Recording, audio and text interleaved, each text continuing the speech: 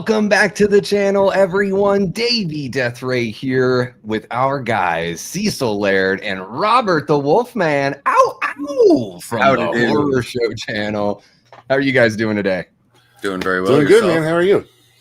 Doing all right. Thanks for being able to jump in kind of last minute on this one. I was like, you know what? F it. It's the anniversary today, the wide release anniversary. So let's go ahead and do the thing. And you guys were the first ones I thought of. So, you know, you guys are the experts, the Dylan's New Nightmare crew. So yeah, guys, if there's anyone watching over on my channel that doesn't know who these guys are and what they do, you got to check out the Horror Show channel. There are links in the description below, so you can check out their YouTube channel as well as their amazing Freddy fan film, Dylan's New Nightmare, which if you haven't seen yet, you got to go check it out. But wait until we're done with the stream first. So yeah, guys, you know, 40 years of A Nightmare on Elm Street, and you know, it's wild. It seems like, gosh, I know there are so many people that love this franchise, but there's been so little word on it from the rights holders and everything that it just seems like, wow, 40 years is here. And you know, I guess we got that 4K that came out of the original film, but still waiting on a little more love from the folks who own the rights. How do you guys feel about this film 40 years later? Does it stand the test of time for you? Yes, sir. I mean, I guess we're about to find out, right? Last time I watched it, though, yeah, absolutely. I mean, it's definitely a classic for a reason. And although, you know, easy as it is to say that, it's not my number one in the franchise. You know, it's like my number 3 in the franchise. So. But you know, my favorites wouldn't be there were it not for the groundwork that this one lays, of course. Yeah, for sure. And this one took a totally different direction. It like what's really cool about A Nightmare on Elm Street is, you know, 84. So it got to sit and watch a few years, you know, a few years of the slasher craze really take shape in the, you know, probably starting 79, 80 is when that craze really started kicking into high gear. And A Nightmare on Elm Street comes along and does something totally new and different. You know, a slasher that gets you in your dreams. I mean, everyone knows that, but it just has a totally different feel too. There's we'll get into it when we watch the movie and everything, but there's this really nice like handheld aspect to the camera work at sometimes that gives it that frantic Evil Dead kind of feel. So it just has a little bit of a different feel than your Halloweens and Friday the 13th. Now, have you guys ever played the NES video game of A Nightmare on Elm Street? Years ago, I probably did. I remember the Jason game a lot more, but I'm sure I played the Freddy game at least once.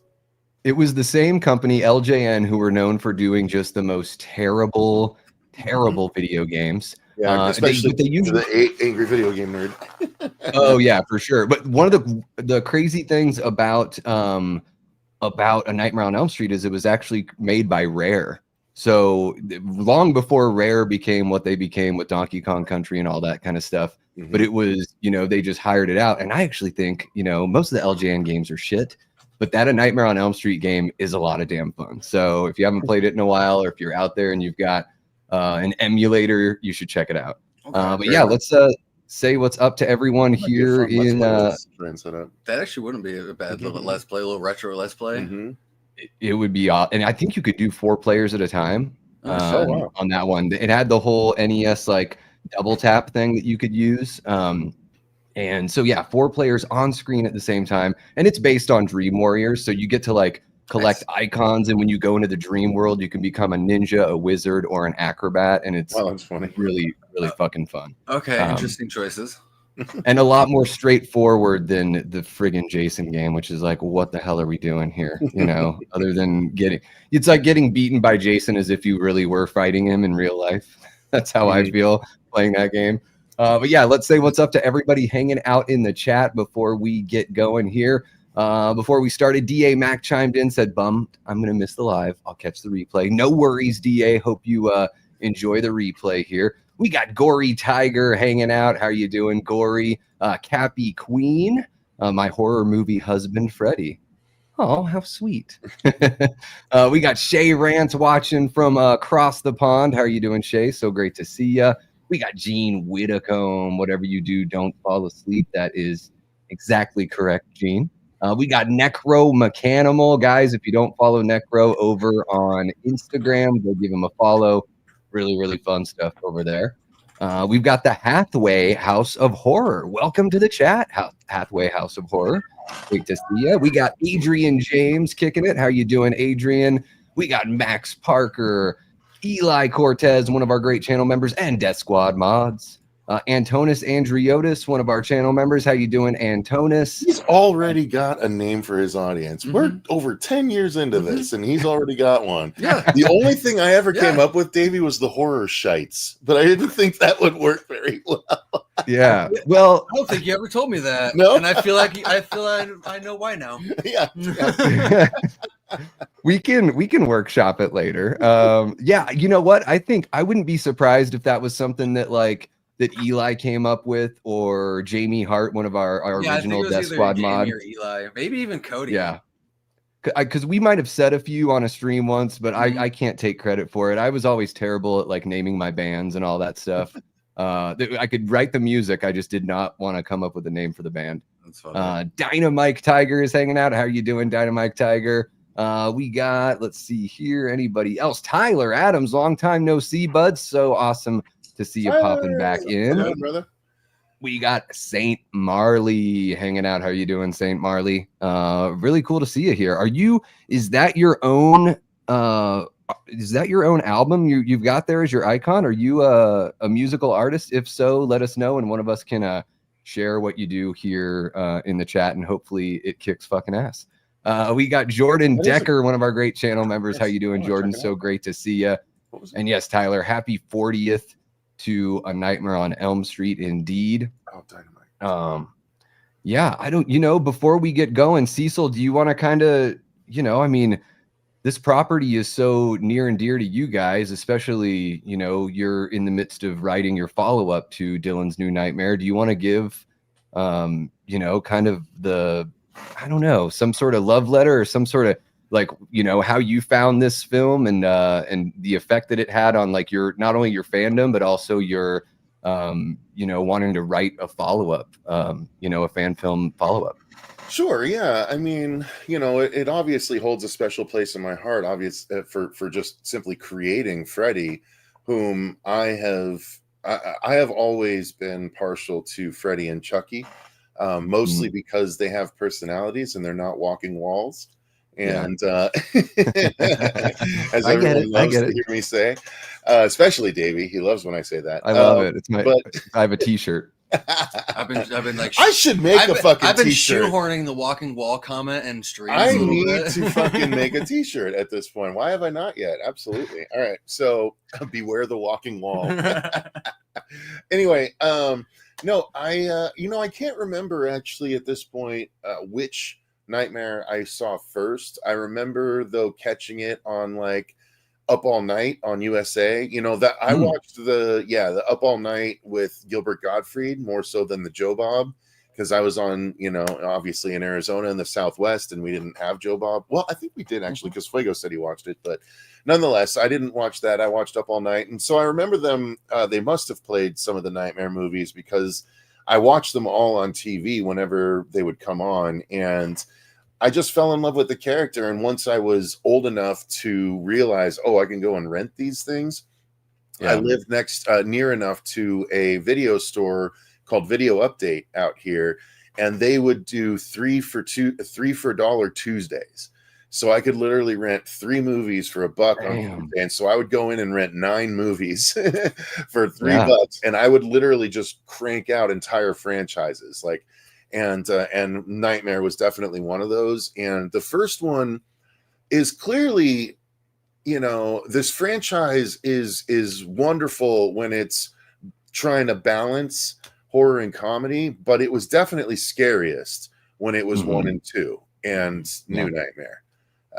So I actually really love it for the fact that it's what made Freddy scary and made people want to return to him to begin with. I mean, the idea of a mass murderer that you can't escape because if you fall asleep, he can get you, is such a clever idea. And once we got to New Nightmare, that's when I was like, oh, this is kind of a way in. If I was going to write a fan film, this would be my way in. Obviously, everyone would want a sequel to Dream Warriors in some capacity, Sure. but that's kind of been done in the comic books. There have been a number of comic book series that have sequelized the films at this point, and so the only thing that hadn't been touched by the time I got around to writing it was New Nightmare. And part of why I also wrote it was because I had access to Miko Hughes, and I had the ability to actually ask him if he'd want to be a part of it. So that helped sway which direction I was going to go with writing as well. But yeah, I mean, overall, the first one, it's scary. It creates a phenomenal, iconic character. It creates, for my money, the best final girl that's ever been. The whole Nancy Thompson versus Laurie Strode is not even a question to me. But yeah, it created some of the most creative kill scenarios that that film had seen at that point. I mean, that ceiling kill was unparalleled for years, so it's just so much to love about this origin that it can't be denied that Nightmare 1 has to be in like the top 10 pantheon of horror movies of all time. You know what I mean? Yeah. Oh yeah, it's got to be. And it's, I think even the most hardcore Halloween fan would agree with you that Nancy is superior to Laurie, just because Laurie is sort of, a lot of things happen to Laurie, whereas Nancy, like, Wes Craven seemed to like final girls that take the fight to the bad guy, which she does, and Sidney Prescott does as well. I know that he didn't write that one per se, but still one of his, he seemed to have that stranglehold. He has the best final girls. And yeah, Freddy just, the whole attitude and everything, even with this movie and the second movie being more on the scary side, I think all that personality made him so like cool, right there in the mid 80s when like being cool and rad was just the shit. And Freddy definitely personified that as well. Yeah, it was cool. It was cool to like the bad guys.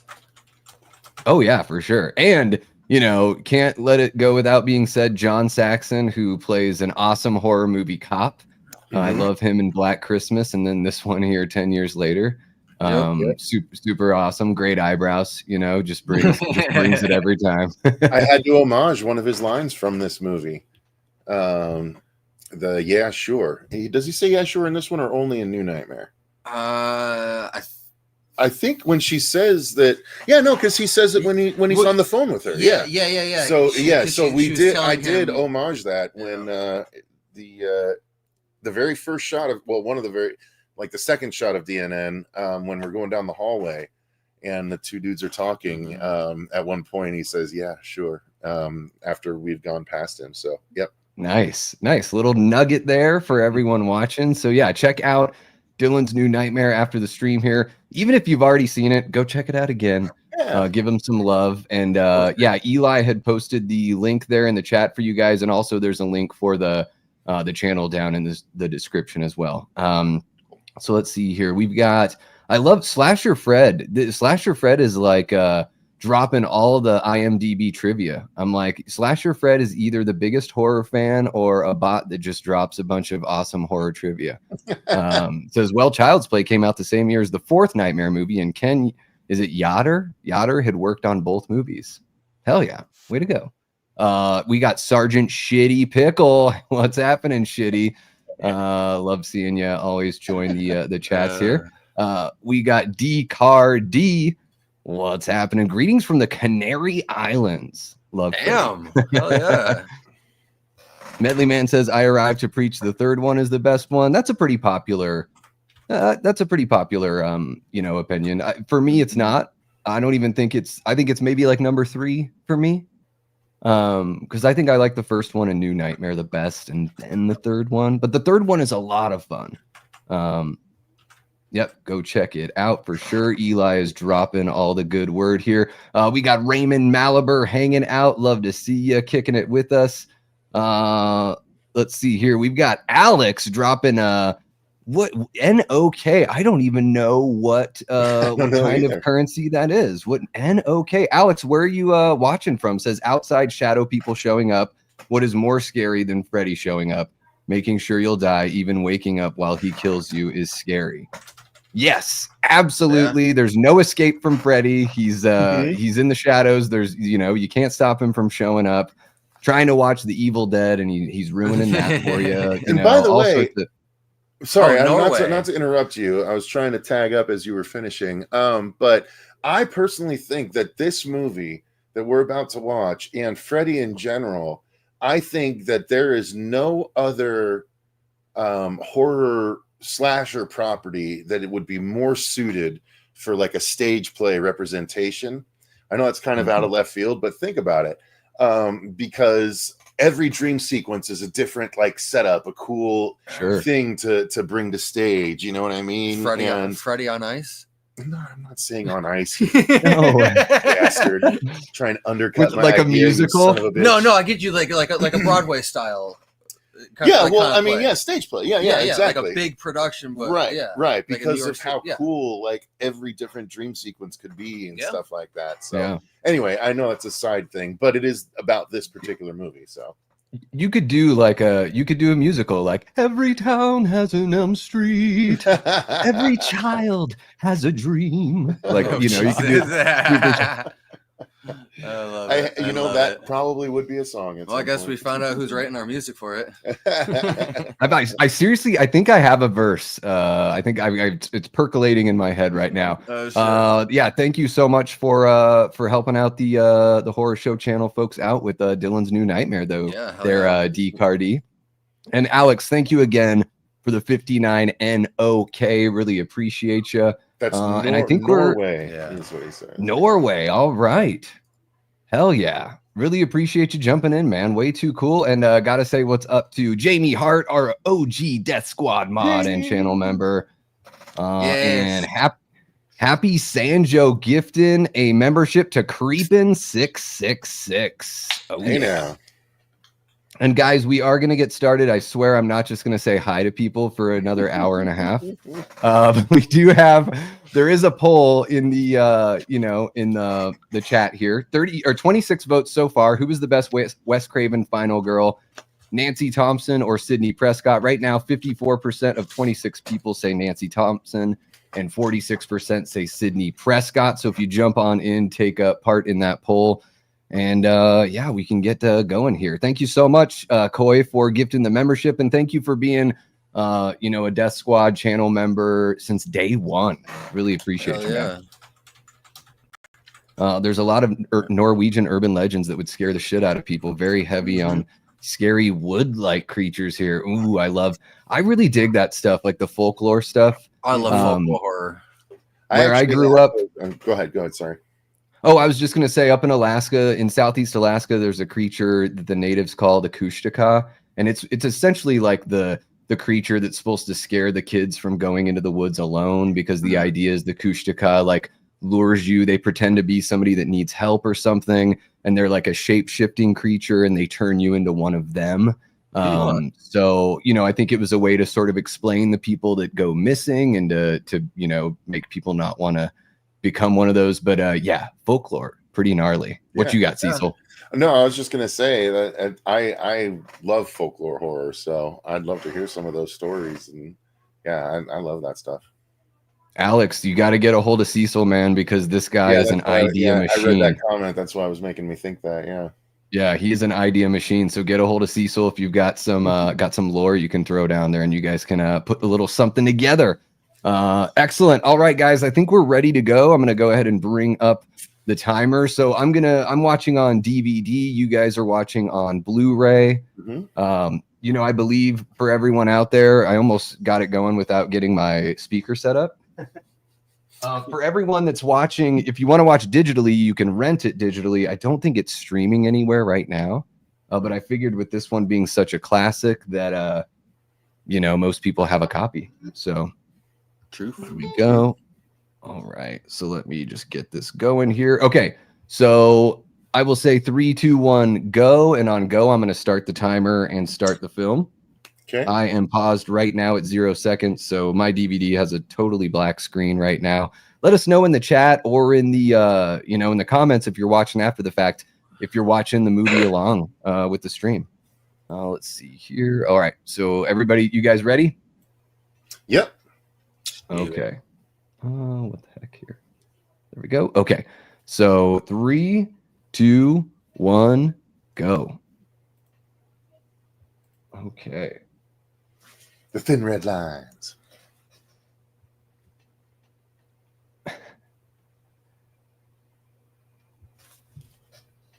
Yeah, mine started with the home entertainment thing. So let's see here. I might have to skip ahead. Well, I can pause. I'm not getting sound out of mine. No, we're playing through the TV. Oh, is that what it is? Okay, Yeah. I can fix that. No, we're not. I can hear it. Here's what I'm going to do is I'm just going to catch up to where... Technical issues. Yeah, gotta love that. Audio. I'm going to catch up to where we're at here. So let's see.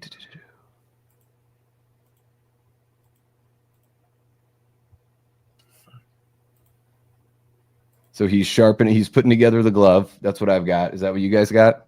Not yet. Yeah, hang on. I'm still trying to figure out my phone. this audio is like it's not playing through our headphones. Like it defaulted to some other thing. Folks, technical difficulties. We'll get it going here. I just went back to 0 on both, so that way we can have a fresh start. Yeah, hang on. This is I don't understand. Oh my god, and it won't even let me. Okay, hang on. Let's fix this shit. It's all goofy. Let's see here. Audio options. Will it let me put on subtitles? Sweet. Good. All right. We do have Peter Mooney jumping in. How you doing, Peter? Great to see you. And Savannah Christina Heffron. How you doing, Savannah? We are going to get going here in just a sec, folks. I wish I had the technical difficulties thing from the news from The Simpsons. You know, like Ken Brockman in like a straitjacket or whatever they do. It just makes no sense why it's doing this shit. That's some South Park stuff, Davey. Oh, my song. Yeah. I have it. God damn it. Now it's just fucking frozen. Let me guess. I don't have the pro version. Because you got to pay for anything to make it fucking work right. Yeah. And everything's a subscription now. You can't even just go buy a program for $300. They're like, no, you'll pay us every year. So you'll pay us every year. Why would it play automatically through the goddamn? I have this as headphones. Like it should not be playing through the speakers of the goddamn TV.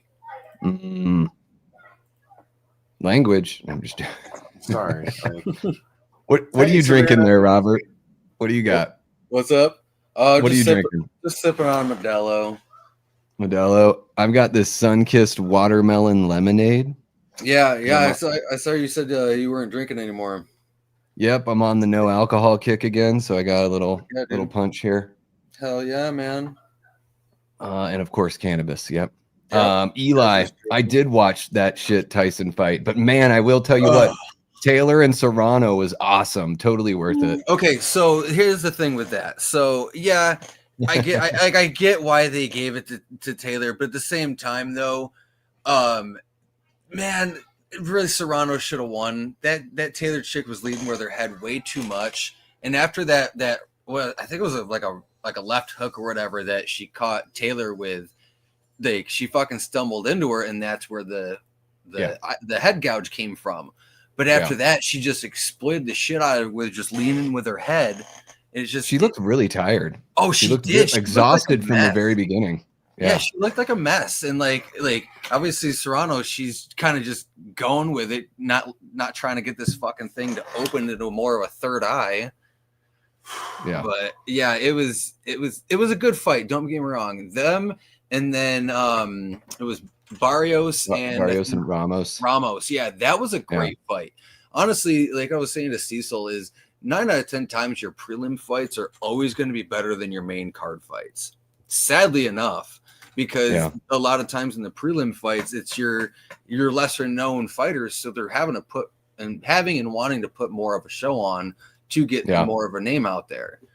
But no, for the most part, like all the other fights were great, except for the last one. It was just for show. It was a show. Yeah. It was a dance around. That's all it was. Yeah.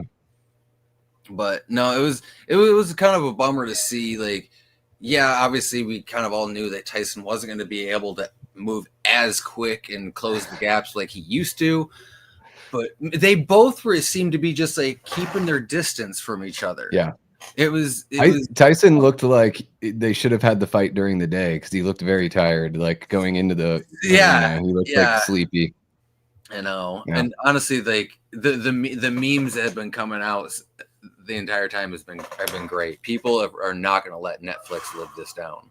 Oh yeah. It was a shit show. Like we had it going on the computer, then we had it was terrible over here. Going on the TV for when like we could cut back and everything, and then sometimes go to the phone.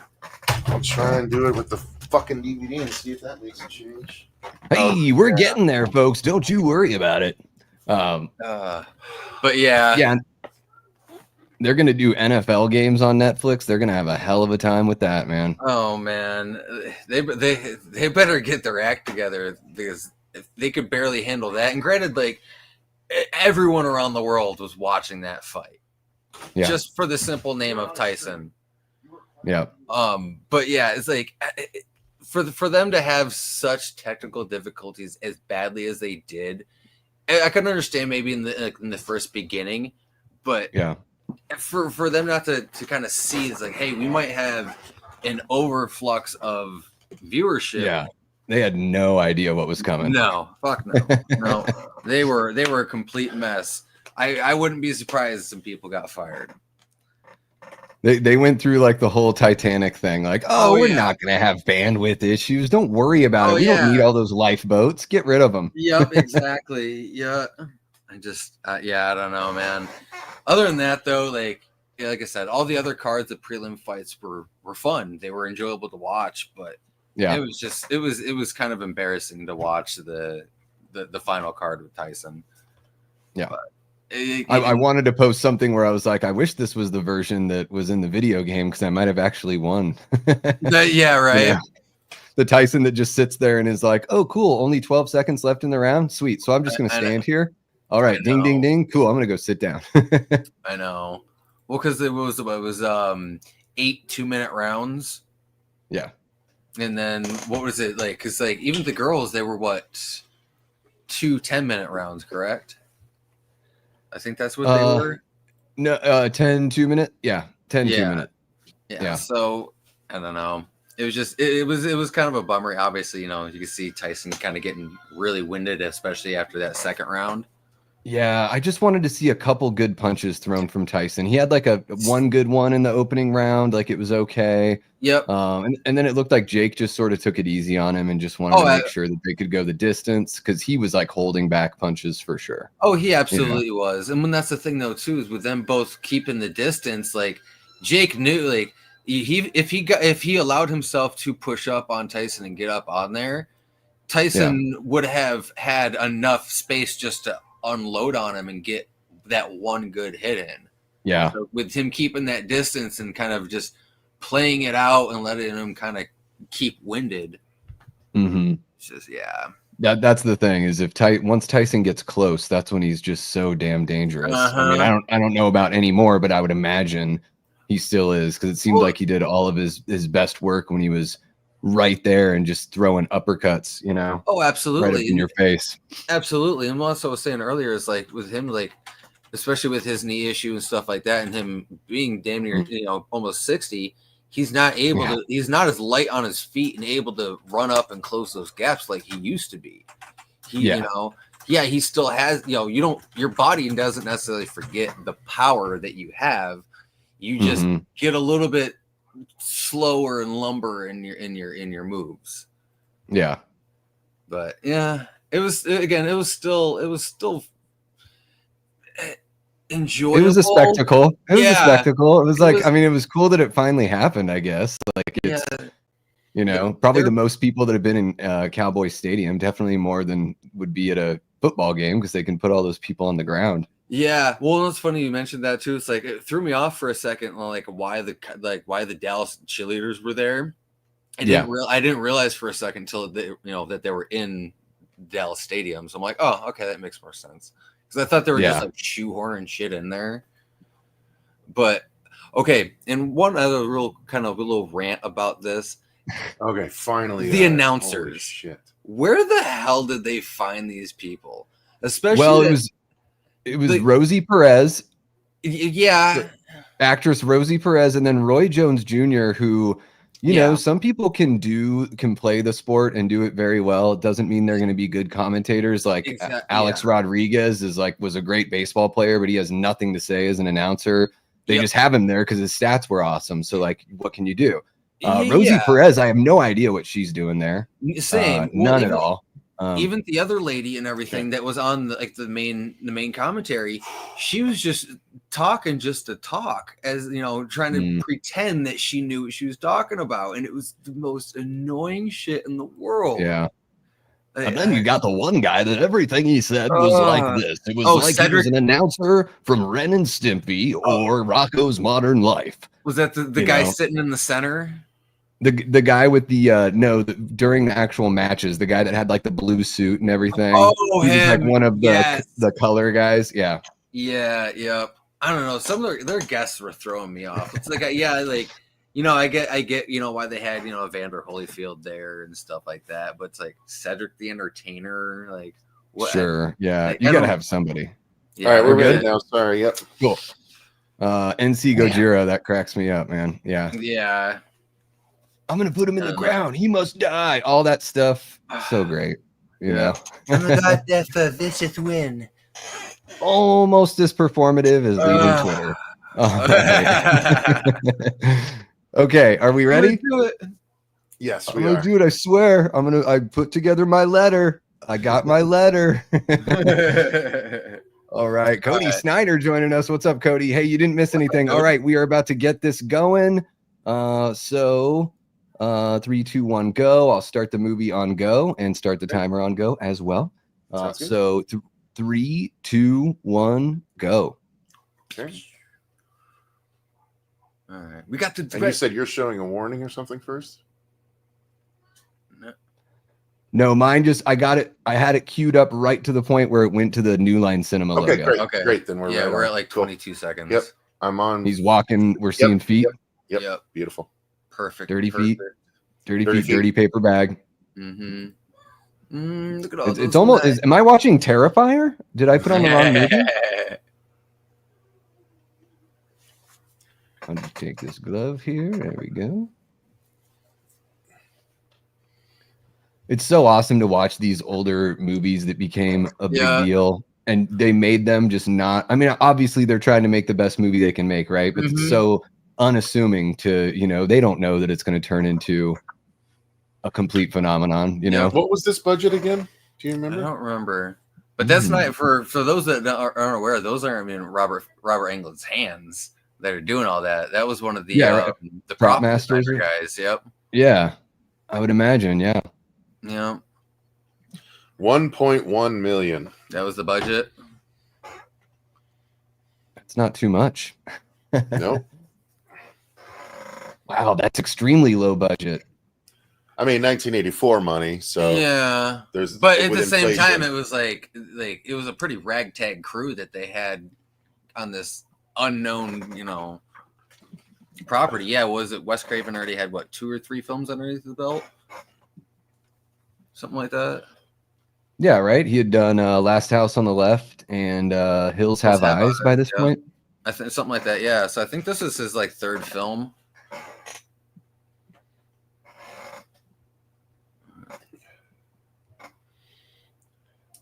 It's a good point, Slasher Fred. So this opening shot of Tina running into the boiler room and Freddy terrorizing is sort of a reversal of the whole expression, the light at the end of the tunnel. True. Yeah. Oh, gotcha. Yeah, it's lit up at the beginning, and then she's going into the darkness. And they're sort of playing with expectations, like you think maybe this is our final girl, especially because she lives through this dream.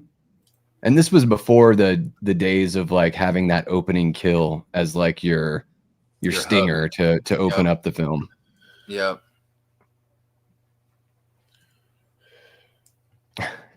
Yeah, that would be quite a budget for Dylan's New Nightmare 2. Yeah, that'd be awesome. We would use the hell out of it. Oh man. Absolutely.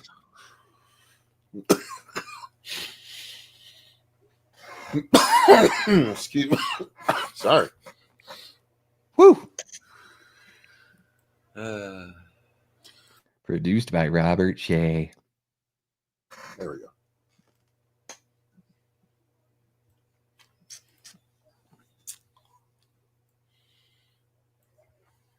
So yeah, 1.8 million grossed worldwide, 25.8 million. See, on Google I saw 1.1 million. You're throwing 1.8? Huh. It says estimated. Could be wrong. Yeah. Somewhere in between there. Yeah. it's up for debate. The old-timey like sleeping gowns for the girls here. That's a thing. Yeah. Nancy's got like something kind of old-fashioned as well.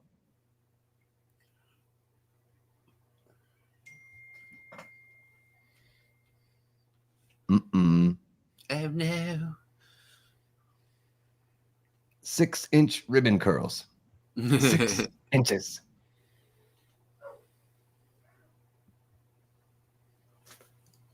Oh yeah, he had done Swamp Thing. Was that before this? It might have been. Was it just? Was Swamp Thing before this one? I don't even know. Yeah, I forgot he did Swamp Thing.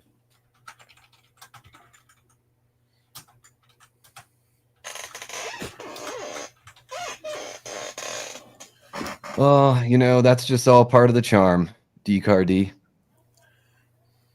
What's happening, Garrett? Great to see you, man. Thank you so much for stopping on in. What up, what up?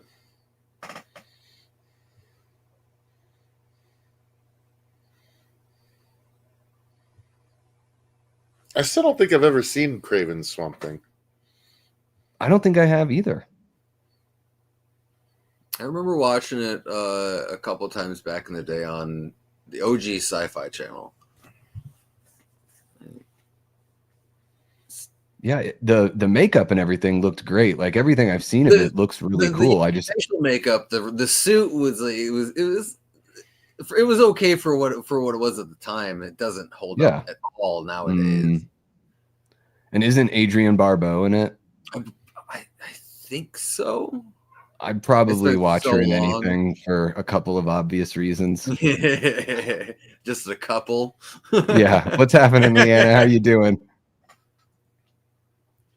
Yeah, Swamp Thing was 82. Okay. So yeah. Hopefully we're only about 10 months away from shooting a scene similar to this. Oh, nice. I'm just this is like precisely the environment, you know. Literally, yeah. Yeah, we're working on something hard behind the scenes, so hell yeah. We'll talk off camera.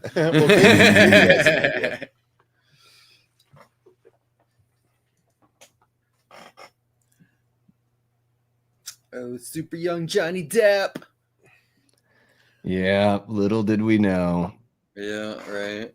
Apparently, the only either one of the actresses or someone knew Johnny, and basically talked to Craven into giving him the role because she thought he was cute and shit. Yeah.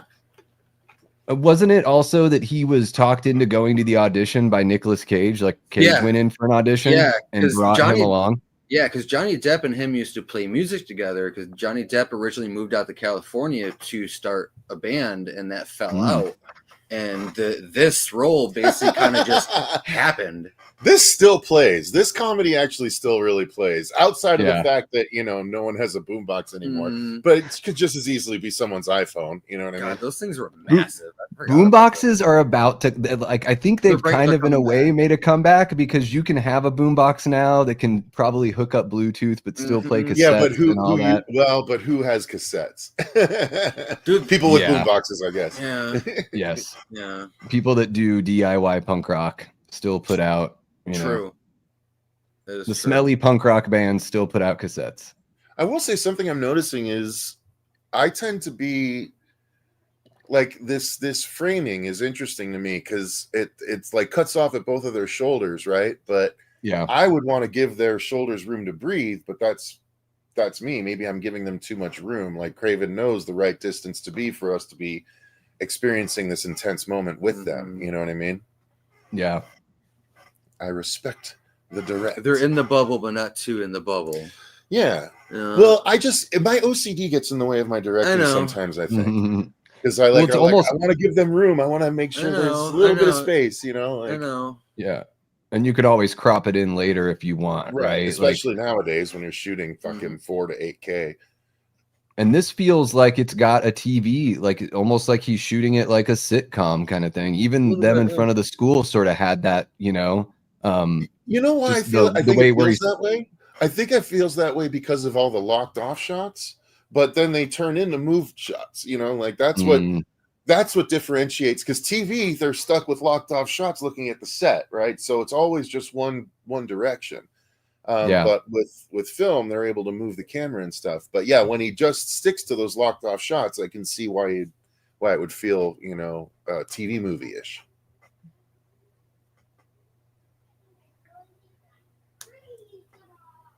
Oh, you hear scratches? almost like a Scooby-Doo moment, says Slasher Yeah. Fred. Yeah. I have an homage to a line coming up here in DNN2 that is pretty fun. Was it kitty kitty? But you say No. pussy pussy instead. No, it's the, did you see his face coming up?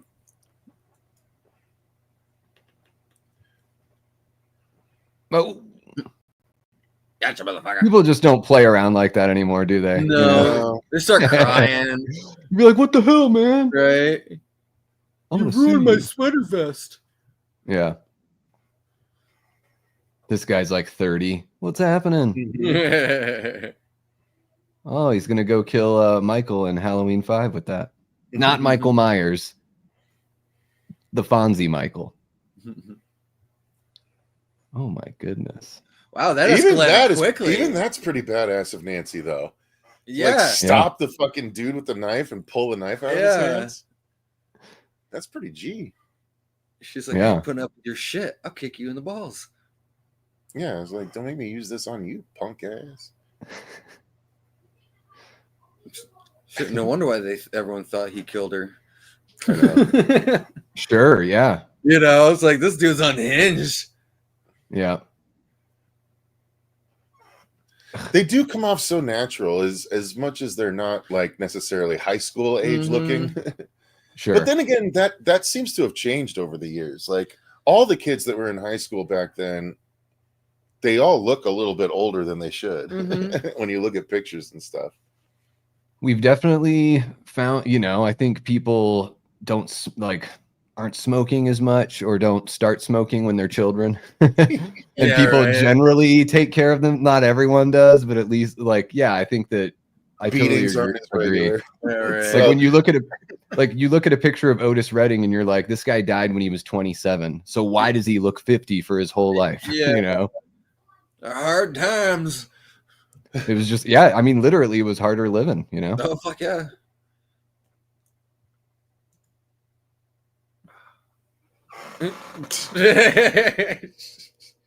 How thin are your walls?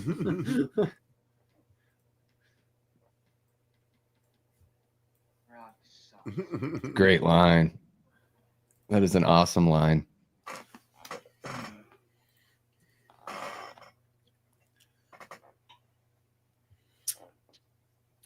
Best 2.5 minutes of your life. Jungle. If only it were really like that, huh, fellas? You remember that thing you did 6 months ago? Yeah. I asked you to take out the garbage and you waited 3 minutes.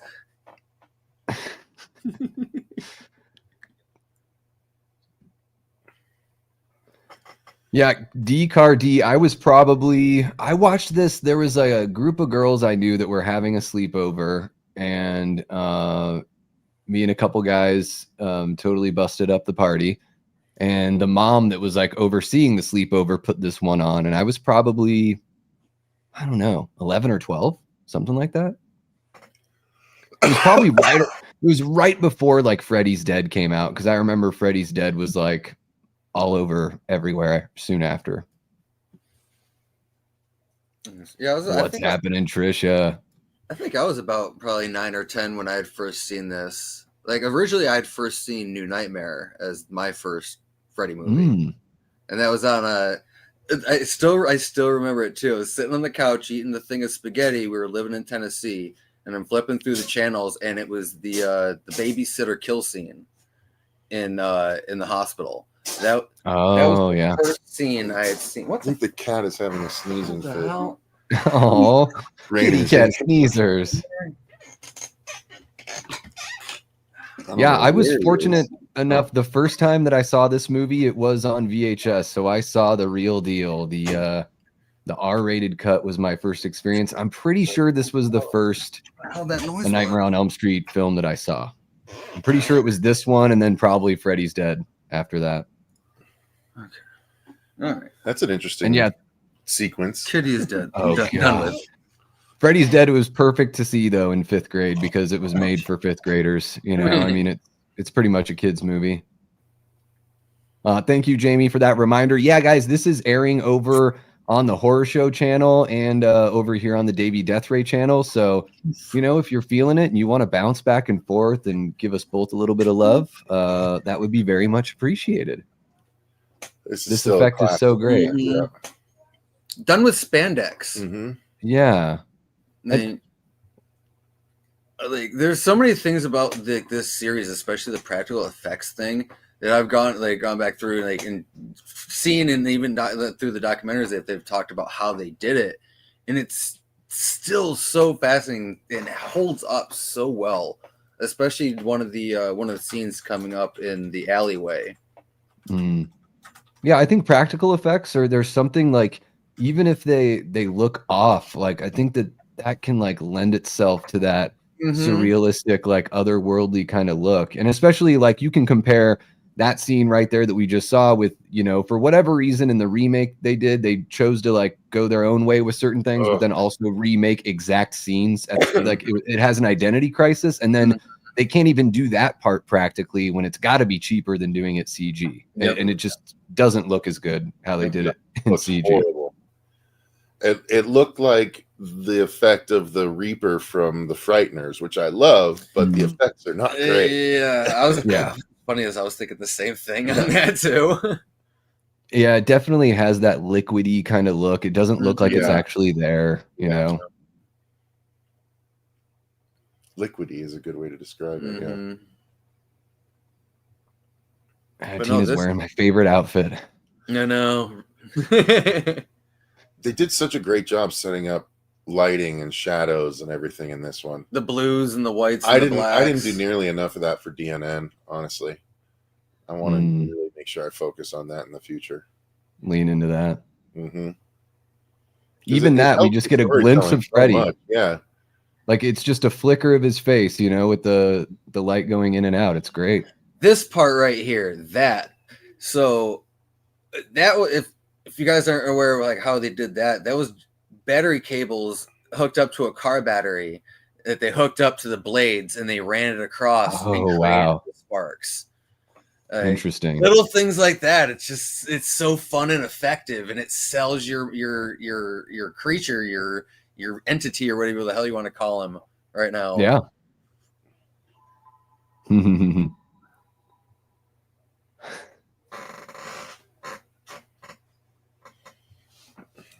There you go. He's always funny, but so much more sinister in this film. Yep. Yeah. And the handheld is really effective here. Yep. The sadistic cat and mouse humor was always my favorite aspect of Freddy. Yeah. And that's Great such use a of a puppet. gag too that we like. Oh yeah. The only other thing that's close to it is the brain effect in part 2, and then he Mhm. never does anything like that again. Yep.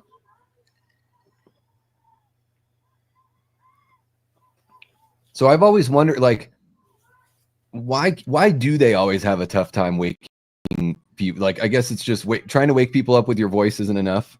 You really have to like burn them or something to get them out of that dream. Well, apparently the wound isn't enough to wake him up, which you'd think that would do it. Yeah. Well, and also too, no one else in the house is hearing this. You heard everything else throughout the night. Sure. Yeah. It's like technically she's still got to be asleep, right? Otherwise, he wouldn't still be able to be manipulating her. Technically, yes. Yeah, she wouldn't be up on the ceiling if she was like in our world. So, like, who's she reaching for? Why is she reaching for him if she's still asleep? That is very true. That's the question I have. Or unless it's her in the dream just reaching out, trying to get away from whatever is. But she says Rod. She calls out for Rod. Even in this time of stress, she would expect, just I don't know. Just a thought. I don't know. Anyone in the comments heard Craven address that at any point? Are you guys telling me that this movie isn't entirely realistic? Yeah. There's a little bit of that's it. I'm turning it off right now. Yeah. Suspension Maybe it's not the classic I thought. Oh shit! There he is.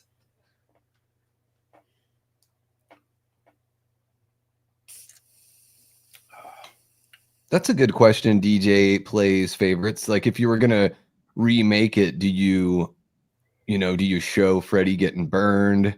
I'm kind of at this point, like, if they ever wanted to bring the character back, I feel like people know so much about Freddy that you don't have to spend too much time on the backstory, but that would be one way of doing it differently, I suppose. Yeah. I thought that was one of the biggest misses with the remake is they should have made him innocent. It actually would have been a little intriguing, and they, for half of the movie, that's like, you think there's a possibility, and then it gets way off the rails with his like naughty picture box, which is ugh. The other one's over by the TV. Cecil. The blue you guys need your cannabis? Oh. Yeah, he's looking for a battery. It died. All your shit dead? So do you guys think that... Well, we haven't used this one in months. Guys, at least this entertainment is free, whereas Netflix made you pay for the shit show last night. Yeah, I know, right? Damn. Close the door. Damn kids. Yeah, Slasher Fred. I'm a giant Twilight Zone fan. I love Perchance to Dream. That is a classic episode. That's one of the best TV shows of all time. One of my favorites, easy. The old school Twilight Zone? Yeah, the original. It's really all I need, Yeah. I was not on board with the Jordan Peele one that he did. Honestly though, it's like, and that's the thing, it's like I've never even really been a big fan of the Black Mirror. They're all basically the same. Sure. They really kind of are. Yeah. You good? It's charging. Okay. None of my batteries were charged to be able to bring it over here. Rats. We've had our first, Mom's got the frozen bottle of vodka hanging out. She is, first thing in the morning. Do you think did Dad leave Mom because she was drunk, or did she become a drunk because Dad left? No, Dad left Mom because they lost a kid. That's the whole plot line that was cut out. That's why she's a drunkard. She's dealing with the loss of the Nancy's sibling. Oh, I never have heard that. And I'd imagine just the weight of what they did to Freddy, they're not very comfortable. It seems like most of the parents are sort of like waiting for something bad to happen. Like they're waiting to get their comeuppance. No, yeah, that's the case.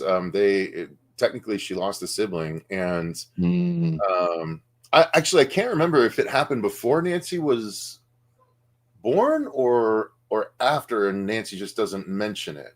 If it was before it was born, it doesn't make sense that she's still drinking. That's why I thought it was later, but Gotcha. I thought there was a bit of discussion when she pulls the glove out that was deleted, where she said that the sibling was killed by Freddy, and that's when why he was still alive. Yeah, that's why she would join the crowd to kill him. Oh my gosh. See, that I was not aware of, actually. Oh, really? Yeah. And make a mention for Alex. Well, I figured he was going to get to it. I'll get to it here. Yeah, yeah. I wasn't sure if that was on ours or... both. Well, he can see both. That's what's interesting. Oh, okay. Yeah. Boom. Holy cow. Alex dropping another super chat, 119 Norwegian bucks. And I think that one goes over to the Horror Show channel, folks. That's awesome. I had a strange dream where I walked through the streets where I lived, where this old lady kept staring at me as I moved through the street, and she kept morphing into a scarier entity through this window. That's cool. Ooh, that is creepy. Actually, that'd be a cool little scene. I was just about to say, I'm like, that'd be a cool little short story thing. It's incredible with nightmares that, like, the way you can feel in a nightmare, and then you wake up and you try to, like, think about, like, you try to explain it. It's so difficult to, like, get across that feeling. Shout out to Lynn Shea here. But yeah, that's a really creepy dream there, Alex. Absolutely. Is that Norwegian krona, something like that? What's happening, Joel? Yeah, that sounds like something I've heard before. Yeah, I think so. Oh, Lynn was so young. Yeah, they all were. It seemed like it took a while for her career to really pop off, because, you know, she's in this. She's in There's Something About Mary, but even after that movie, it took, like, she really didn't hit it, like, bigger, it seems like, until she started doing all those horror flicks. Was that a different one? She was she was in Kingpin, but she was always very, like, she was the well-known smaller side character roles for a while. Yeah. And she was kind of under a lot of makeup in both of those, right? A little bit, yeah. She's hilarious, man. And she's the sister of Bob, right? I believe so. Yeah.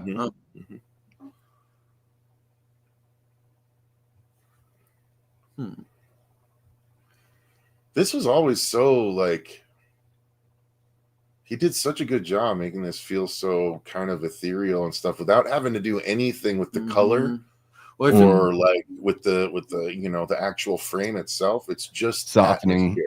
Yeah. Yeah. There's no, like, yeah. Well, even just like the small details, it's like in the background, it's like letting you realize that she's in a dream. Because if you look back with all the whole class, everybody's just deadpan still.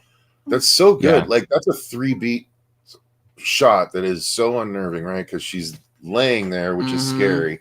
The legs lift up alone, which is scary. And as she's dragged off, her arm flops out, reminding us that, oh yeah, she dead. This is a dead yeah. It's so good. And then this too, classic. She's even wearing the sweater that he wears, in that there's no stripes on the sleeves, just like there's no stripes on the sleeves in his sweater. Yeah. No running in the hallway. Yeah, and it sets up, what it does is it sets up the expectation for the audience of, we're not going to necessarily tell you once somebody has entered a dream. You're going to find out when the character finds out. So it's cool that they don't do the softening of the lens around it, or, you know, in the corners. There's nothing that's change sort of color like, entirely to like a fucking sepia tone or black and white or whatever. Which I think they end up doing that later on in the franchise, but once it becomes sort of like there is no you know, the expectation's sort of been spoiled at that point. Yeah.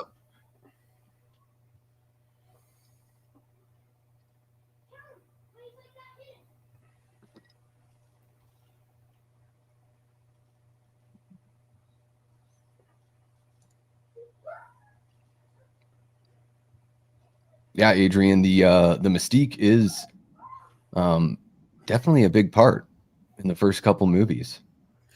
Well, I mean, see, that's part of why I like, and like I'm not trying to you know, measure slasher D's with you here, Davey, but like that's part of why I always liked this more Zip. than Halloween and stuff, because I feel like there's so much more that went into the crafting of a Freddy movie than just the Michael Myers movie, because they had to come up with gags and they had to come up with whole dream sequences with different atmosphere, and Freddy has to remain scary while having personality instead of just being blank enough where the audience can project what they want onto them, which is essentially what Michael Myers is.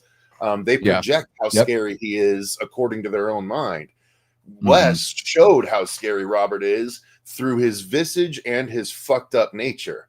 And I think that combined with the set design and the score and the writing and the concept, I just can't say that it tops Nightmare on Elm Street, the Halloween franchise, or any of the other franchises out there that are slasher centric, you know? Yeah, I mean, it's definitely different. I think what Halloween set up, what Black Christmas and Halloween helped set up is, and then Friday the 13th, which is, pretty similar, some giallo kind of like aspects, but pretty similar. They definitely put people in a spot where it was like, you have to get more creative now. And you can certainly see that in A Nightmare on Elm Street, that there is, like you're saying, there's more thought. You can't just do the same thing. How many like one-time slasher movies were there where they really are just copies of Halloween or Friday the 13th? This one became a franchise for a good reason. Ooh, we got Jay Ashroff. Welcome to the chat. Asking for an update on Dylan's new Nightmare sequel. Ooh, do you think they could bring Nancy back? Interesting. Yeah, I've written a version of it, which is a full-length version that is what I would consider the ideal version of a sequel, but that version will likely never see the light of day because it is reaching for the stars, and it's got, like, quite literally, but it would be such a great send-off as like the last Heather and Robert film and stuff. So we probably won't ever see that version. I'll have to update it, but realistically the sequel would depend on whether or not Heather would want to be involved, and I'm still waiting to try and ask that question and find that out and have that discussion. So there is a way we're going to go if we don't utilize the Heather of it all. We still have a good story we can tell, and as a matter of fact, we got word that there's a chance that someone else that we kind of reference in the first movie might be interested in taking part in the sequel, which would allow for an entire sequence and an entire kill that would absolutely astound and please fans. Because we actually got a lot of comments about this particular gag in the first movie, asking about a particular thing, which I don't want to spoil because it would spoil what I'm talking about. But yeah, so there are plans. It just depends on who is going to be involved, which will determine which way we're going to go. And until we figure that out, in the meantime, we are in pre-production on an original slasher that we're going to try and put together. So lots of irons in the fire. But yeah, there is a plan for a DNN sequel. It's just there's a lot of stars that need to line up for it to happen. We're working on it, though. Don't you Hell worry. Yeah. Love seeing that interest, though, from the folks hanging out in the chat. Absolutely. Oh, absolutely. Michael, welcome to the chat. I totally missed the guy. I missed the guy in the red chair. You must be talking about in the classroom, right? Sorry about that. No, he's talking about me. That's why. Oh, that guy. Oh, that's pretty good. Yeah, I've gotten. Oh, you look very Mennonite and all this other stuff. You're like, how do you know I'm not? Actually, that's sort of offensive that you would say I look like when you don't even know if I am. Well, it's funny. It's like that was back when I was bouncing and everything like that, and I was even bigger. I still had hair at the time, but yeah, the beard was even bigger and stuff. And it's like, oh, are you Mennonite? It's like, yeah, I'm full tattoo and I work at a bar. Definitely. No, I'm Jewish, actually. Somebody just pulled off my long curls. I apologize. Yeah. And honestly, do we even have any Amish communities in Arizona? I don't think we do. I don't know. I think they're all kind of in that particular area of the country. Yeah. It's like we got a bunch of them back home in New York and whatnot.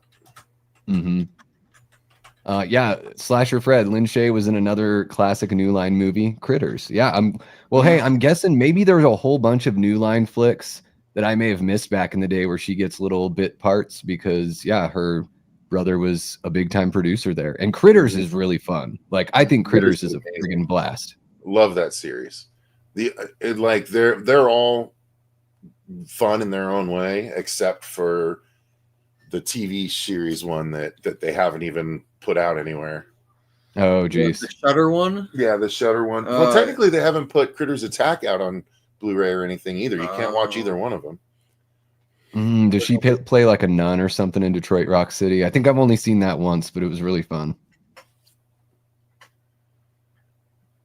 Oh, boom. Wow. Alex dropping another 59 Kroner.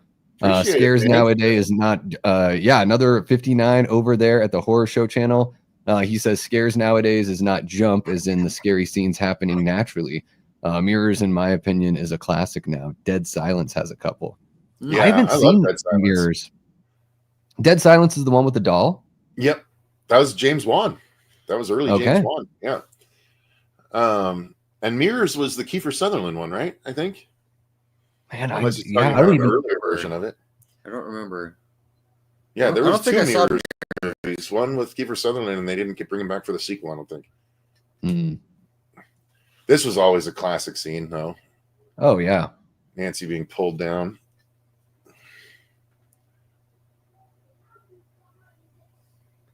Super creative, too. I know, and that's the fun thing as this franchise went on, is it was sort of like, if you're a special effects person, you want to be on a Nightmare on Elm Street movie. They'll let you come up with some wild gag, like a horror cartoon that you get to bring to life, and that's exactly the case with my slasher. So I'm banking on that. And that scene right there, yeah, it's like claustrophobic and that fear of drowning. It's a good 1-2 punch.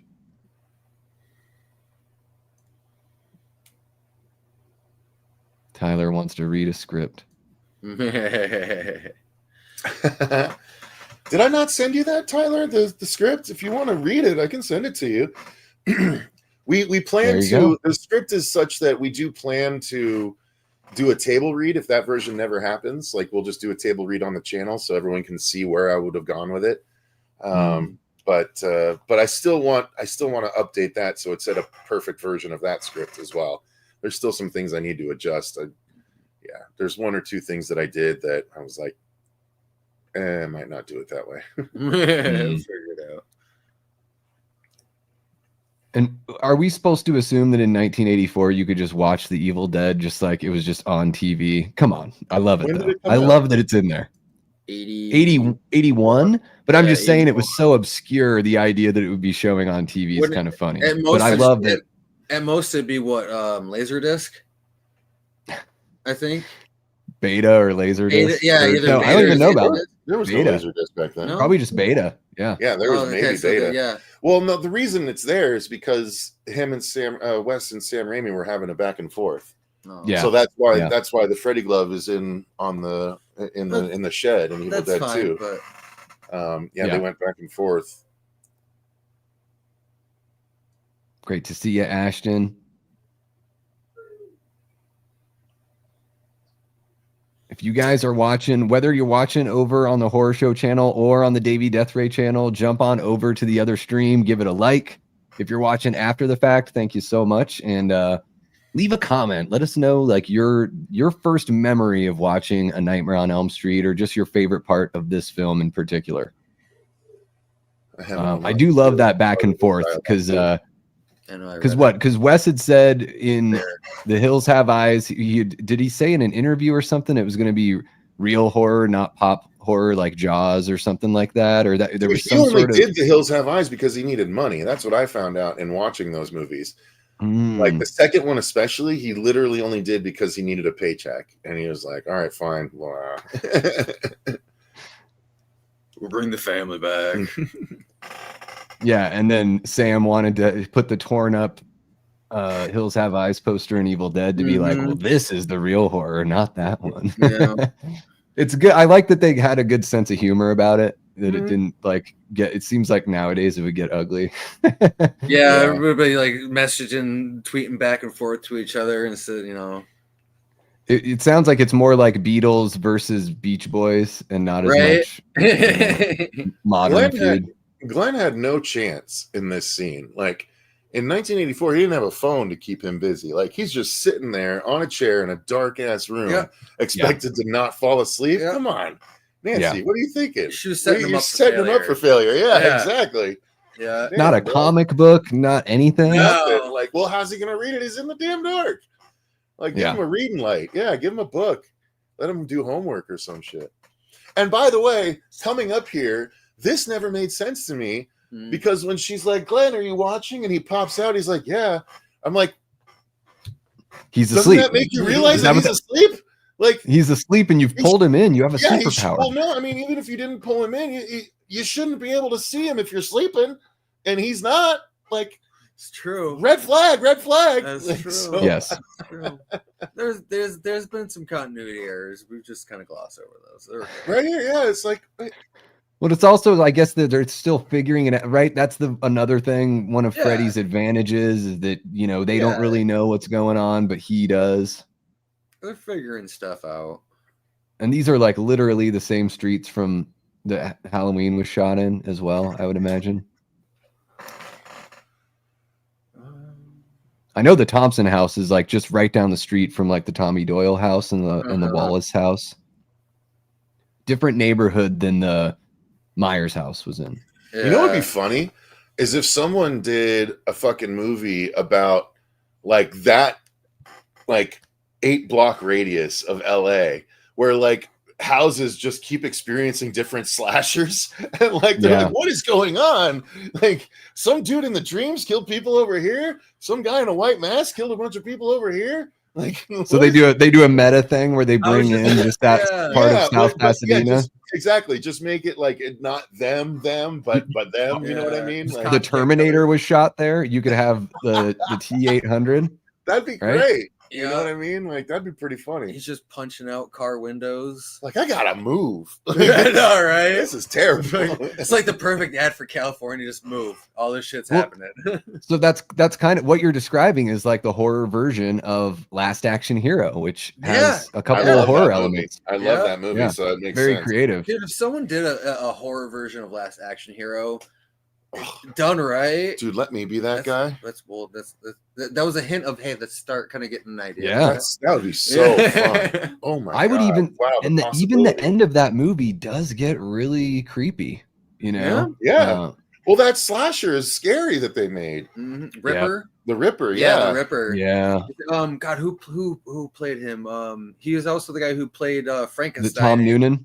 Yeah, Tom Noonan from House of the Devil as well. Yeah. Yes.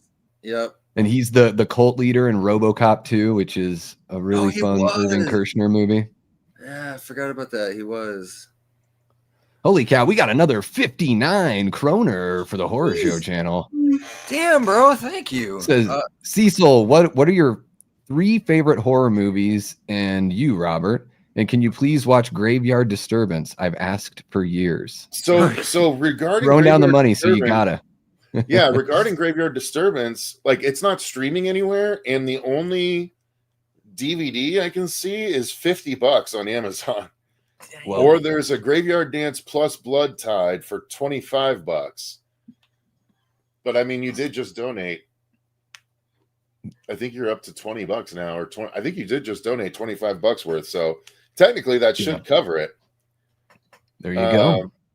So let me see if I can do that for you. I don't know what Blood Tide is, but Graveyard Disturbance does look like he has a cool slasher. Huh. See, and that effect too, with the whole staircase becoming like goopy, kind of like quicksand. Oh, they're Bava movies? Oh, what? Ooh, Lamberto Bava? I've never seen these. I think we have some new movies we're watching. I think that's where. All right, I'm going to order it right now, Alex. Yeah. So I'm ordering the duo.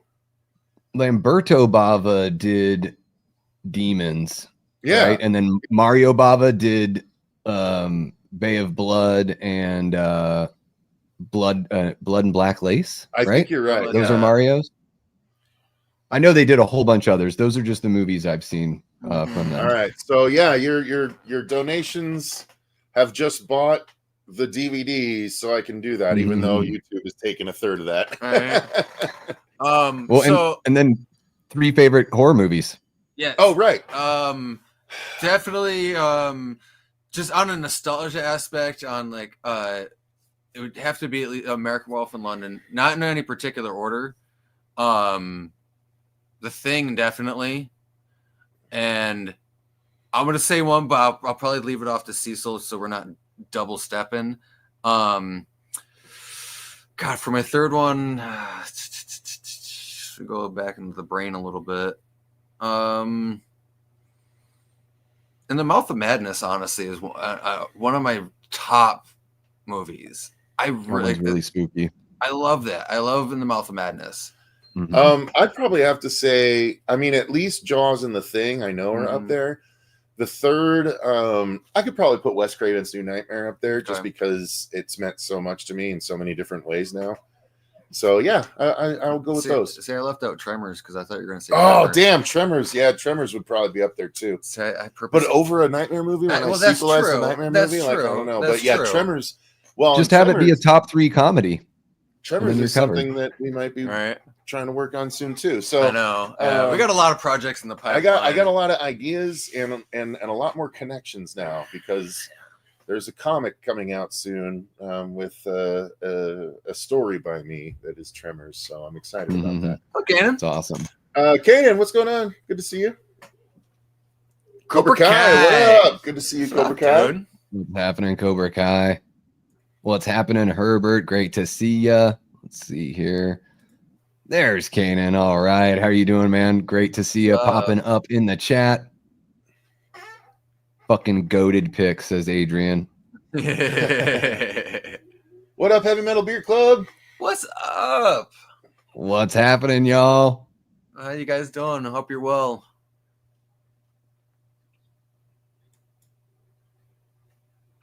Oh, I liked Paris too. I mean, Werewolf in Paris, Tyler. Honestly, yes. That's the one I saw growing up, you know, in theaters, and I was like, "Oh, really? so Okay. cool!" As CG was emerging, and yeah, the werewolves look terrible now, but I loved that movie. Plus, everything, you know, the main dude was good from what's the movie? Dead on Campus. Dead Man on Campus. Dead Man on Campus. Yes, yeah. Mm-hmm. Yeah. Mhm. But okay, so here's the thing about American Werewolf in Paris is everything holds up except for the effects. CG, yeah. Everything about that movie is great.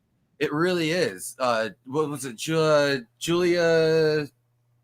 No, it's I know who you're Julia talking about. something, but she was fantastic. Again, This is a great kill, by the way, Rod. Even his but even his buddies and everything for the little side characters, Claude is the bad guy and stuff. It was a fun little movie. There actually is. I did homage this bit in my script as well. I know. I was there. I'm not talking to you, dumb fuck. I know. Wow, you got salty. I'm just. You keep Jesus. saying that. I'm like, clearly not. You guys need to check that pen and see if it's ready to hit. Cecil needs to calm down. It's no kidding. Do you need a couple children aspirin? Come on.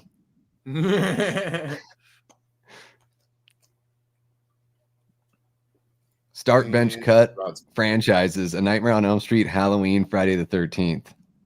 Oh, If you think That's a Rod tough actually one. got the cleanest death.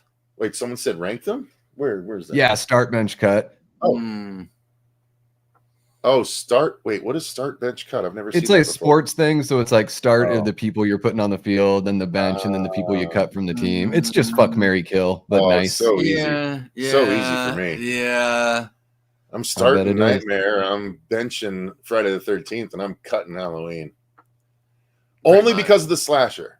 If we're talking about Yeah. specific movies, I would bench Halloween and cut Friday the 13th.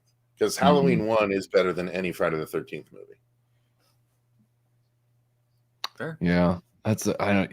For me, yeah, I'm probably Halloween, Friday the 13th, and Nightmare on Elm Street. You're cutting Nightmare? Yeah, I think so. Wow. I have a lot of fun watching Friday the 13th, and I don't think a lot of the sequels in the if I'm talking franchise as a whole, I think there are a lot of lesser sequels in the Nightmare movies that make it pretty tough. The remake's not good. Like the remake's really, really bad. I don't know. But yeah, if we're talking overall, the Nightmare movies aren't overall better than, including all the sequels, than the other two franchises. Yeah, I think Halloween has the best movies. I think Friday the 13th is the most entertaining because even the bad ones are kind of fun. Whereas the bad Nightmare movies seem like slogs to get through. I don't know. But I mean, I think like if you're comparing like the best of the best, that's where it would be tough, is if you picked a top 3 for each franchise and then start bench cut those. Because if we're talking like Nightmare, New Nightmare, and Dream Warriors versus like, like then we're having a different conversation. See, I don't know. I think people give more shit to Nightmares 4 and 5 than they deserve. I think those are classics. I think the 2 weak ones are the remake and 6. Otherwise, I think they're all strong. I think the fourth, yeah, I think the fourth one's pretty fun. I like that one. So the guy that plays the doctor here is the voice of Roger Rabbit. Mm-hmm. And I love the little factoid about him, like insisting on wearing Roger Rabbit's outfit and being there for like the practice runs on set. Like I love that idea, like him just dressed up and then playing such a, such a serious role here before that. Right. It's kind of crazy though to see like how many people have gotten kind of their start with this, even just this particular film. Cecil's face when Davey said he's cutting Nightmare. Right. And we got MAGA Cat hanging out. How are you doing today, sir? Great to see ya.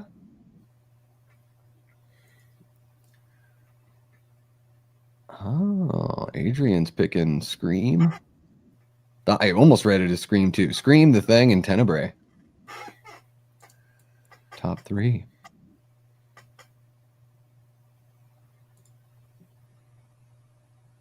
Cody's just breaking hearts right along with me.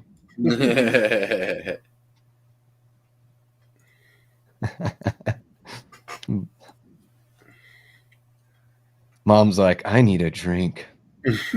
Miss, you're actually holding one in your hand. Yeah, I know, but I need line me up with another one. And another 59 kroner for the Horror Show channel. Holy cow. Says, yeah, seeing you guys killing it between faves is awesome. Since no one asked, mine is Scream, Dazed and Confused, and The Matrix. So that's just your top 3 of all time. All right. Dazed and Confused is a great movie. I love going back and rewatching that. It still holds up no matter what. Yeah, it's really good. And you have a nice diverse top 3 there on your favorite movies there, Alex. Yeah.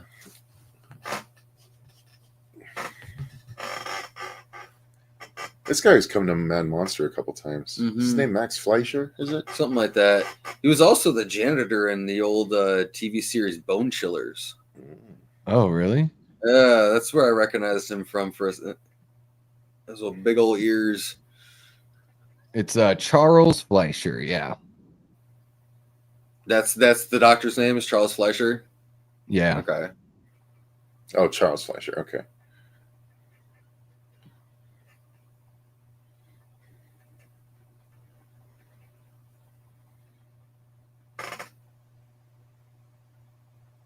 I don't know why it always reminded me of Joe Cocker.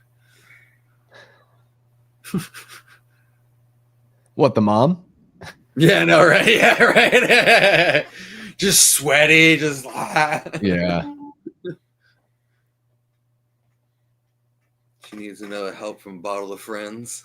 Yeah, she's like, oh, nothing. I'm gonna take this. This is. Don't worry about this. Yeah, right. Maybe put it under the sheets when you were asleep.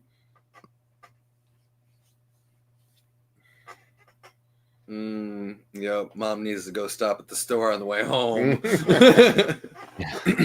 Is it? Yeah, I think they're doing December to Dismember. Yeah. Just one day though, right? Is that all it is? Yeah. Yep. Oh, it's not a 3-day thing, huh? No, that's why I said we weren't doing it. Oh, That's not okay. worth it. Yeah, it's just 12 to 8 on one day, and I'm like, oh, Wow. it's fun when it's, you get a little more time with it.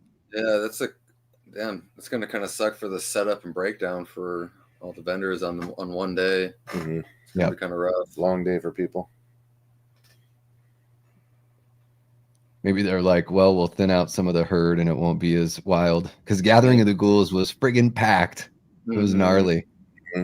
Well, I think so far they've only announced I think Reggie Bannister and one other person for the celebs, I think. Unless I've missed for a couple other ones. I'll check. Yeah, I haven't even seen. Yeah, like they've announced a lot of their vendors that they have so far and everything. But I think I've only seen like maybe 2 or 3 celebrities. I think maybe Felissa Rose might be one of them. But yeah, I'm not entirely sure. Yeah, I think she and Dave Sheridan basically have permanent spots at their things. Yeah.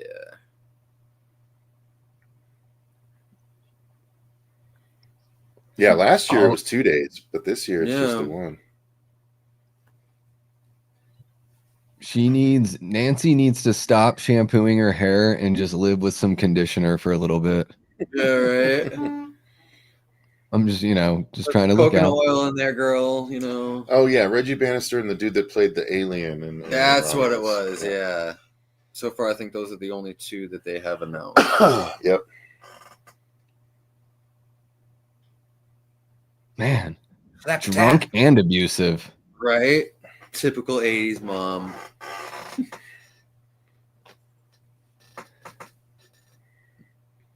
Yeah, they do. Return him into a hot dog. Yeah, Fred Krueger. Yeah, they don't call him Freddy. True. Doesn't he say come to Freddy at one point? He does, but the parents, they always call him Fred. No, yeah, obviously. But he says Freddy, so. You get to hug all the girls, Cody. I put my arm around Barbara Crampton and she was like, what the hell are you doing? And I was like, oh, whatever. I'm trying to be Cody. Like, haven't you seen Cody Snyder's Insta B Cramps? Come on. That's my pet name for her, B Cramps. Barbara was. She didn't like that either. No, I'm just joking. Dude, if I liked flying, Alex, I would come to Norway. But, dude, I want to come to Norway. Like I've wanted to come out that way for a long time, but dude, let's do a camping trip. Such a scary fucking flight. Oh, I hate flying. Dude. But maybe someday. He said, I actually pay for him. Hey, Alex, if you pay for me to come out there, Robert and I will come out there. Dude, that would cut off one of my bucket lists on a camping trip out to Norway, and then goes to the Northern Lights, and then get some. Wait, we can see the Northern Lights in Norway? Oh, fuck yeah! Oh, I'm sure. And then the beautiful Norwegian women. And we could shoot a quick short, Alex, if we come out there. If you pay for us to come out there, we'll come out and we'll shoot a short with you. Fact, yeah. That seems like a fair trade. Dude, the woodland areas out there, dude, we could shoot some really cool folklore horror out there. Tyler says I need to visit my homeland, Finland. Well, if that's I want to go to Tyler, Finland you too. should come out and I think it's just right next door. Yeah, we'll take a train. Isn't it? It's like Sweden, Norway, Finland. Aren't they just all right there? Yeah. No. Yeah, we could literally just take a train right all through. It's true, Cody. It's true.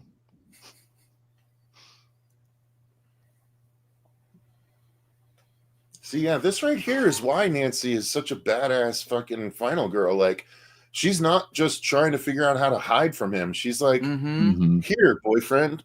She doesn't even tell him. No. She's planning on doing it on her own. And then he's like, hey, what are you reading? And she's like, oh, I'm just reading up on how to kick some fucking ass. So you better watch yourself going forward. Yeah, instead of being that mousy, scared, broken down victim, she's like whiny. You killed my friends. You came after me. You made my mama drunk. I'm pissed. That's actually a good point. You made my mama drunk. That's not wrong. Especially now that she knows. Yeah. Because that's the thing. Nancy would have put it together. If that plot point was still in the movie, she would have put together that's why her mom is that way. Freddy's the reason her family is broken. Yeah. So she has all the more reason to be pissed and have a vengeance against him. That's so unlike typical final girls. I love it. Oh my God, Mom cracks me up the way she walks into the hallway with the Yeah, bottle. cigarette. I went and got another What are you bottle. gonna do? Right. Bitch? Here, why don't you follow me down here? I'm done fucking around. Her hair is like all teased. Well, do you notice how bright the light inside that doorway was compared to when she steps into the fucking doorway or into the stairwell?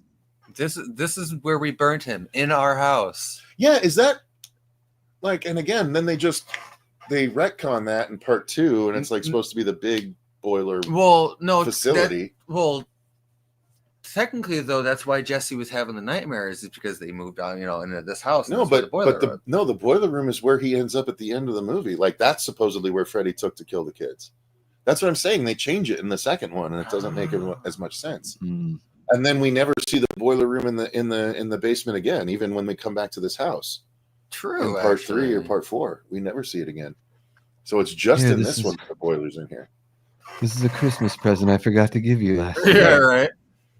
Here. You know what's funny is, like, did you bring that up? We won't get Mace for another 20 years. Yeah, here, hold on. Dude, I've gotten Christmas presents 10 months after because they've gotten forgotten in the closet. Like, that's the best. You just hope hope that wasn't the puppy. Yeah, I know, right? Yeah. That is really sad. Stiff. What is this? Dude, he has a thing about killing pups, man. Cats are fine. What? Wait a minute. Cats are fine. You need to rephrase that. Where talking about in stories. Where is movie Mike? In stories. Sorry, in stories. Sorry, in stories. Sorry, it's already been said. Yeah, it's about killing puppies. Yeah, let's couch that a little bit, shall we? Where's movie Mike for my defense? God. Yeah, I should have led with in the story verse. Yeah, you should have. It's out there.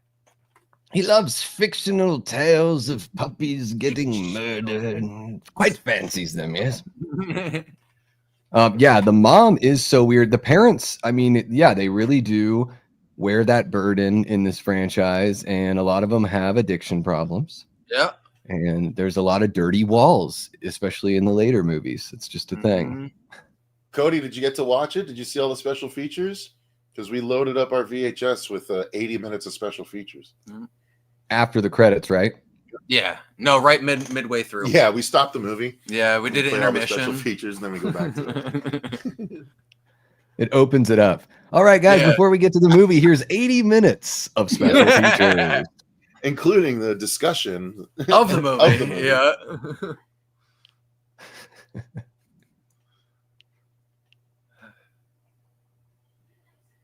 Yeah, you look like it. Can you imagine like how messed up your brain would be after not sleeping for 7 days? I think you die. Dude, my brain is messed up if I don't sleep for more than like 36 hours or less. If I don't sleep for 24 hours, I start to lose it. Yeah. I think the longest I've stayed up was, I think, like 38 hours. And, no worries, Cody. As long as you got it, I'm glad.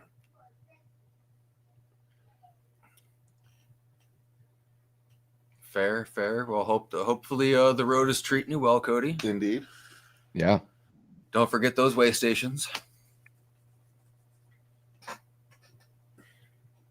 Yeah, Eli, we got VHSs. We still got to fulfill some orders, but we have some extra ones. We're working on it. We're working. Yeah, Eli. Yeah, there's a VHS copy.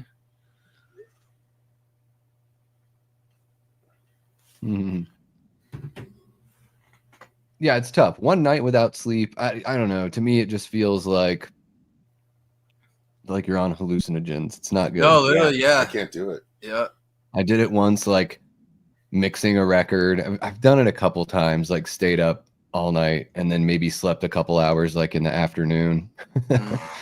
After, yeah, not fun. Wild Wrangler, you have not missed the stream. We are about an hour into the movie. There's the just right up there. We got the stopwatch keeping time. So if you want to watch along or if you want to scrub it on back, then yes, feel free. Either one. But yeah, we're still going. Welcome. Meth beats Freddy. Oh, it's hilarious.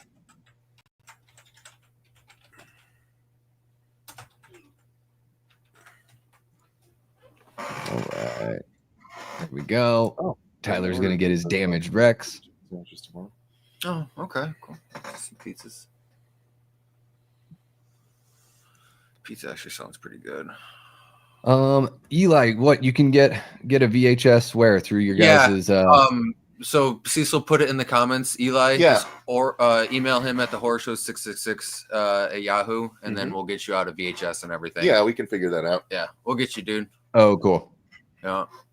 But yeah, what is it? I spent all day yesterday and then most of this morning going through and cutting up a bunch of new damaged Rexes to be gone through. And Yep. We got to cut the Rexes before we can fix the Rexes. Yep. Yeah. It's all by hand, guys. We got 40 of them cut. My poor wee hands. Soon. And we only have one person doing the sewing right now because we want them to be uniform and look accurate. So if I'm doing it, they're going to look all janky and shit. No, we're not letting you touch a needle. Nope. I don't wanna. Somehow it'll be like he'll start sewing it into his hand. Yeah. Your new changing lights are cool, Cecil. Thank you, Heavy Metal Beer Club. Appreciate it. Yeah, Robert got those set up a while back. I don't know how to put on the oscillation like he does. I just turn them on. I've tried to show him, but I don't pay attention. No. I don't listen to him. I refuse to learn. Literally, he's like that old dog. No tricks. It's like it's Michael from The Office where he's like, I understand nothing. Yeah, dude. No, there'll be sometimes like I'll even make a comment on some streams. I'm like, "Where's my pretty lights and everything?" He'll just turn them on. It'll just be like a white light and like a blue flasher. I'm like, "What are you doing, bro?" Yeah. Man, I wish. Wow, good for Heather. Damn, she looked sexy back then. Oh yeah, but Heather still looks great. Still, I mean, yeah, true.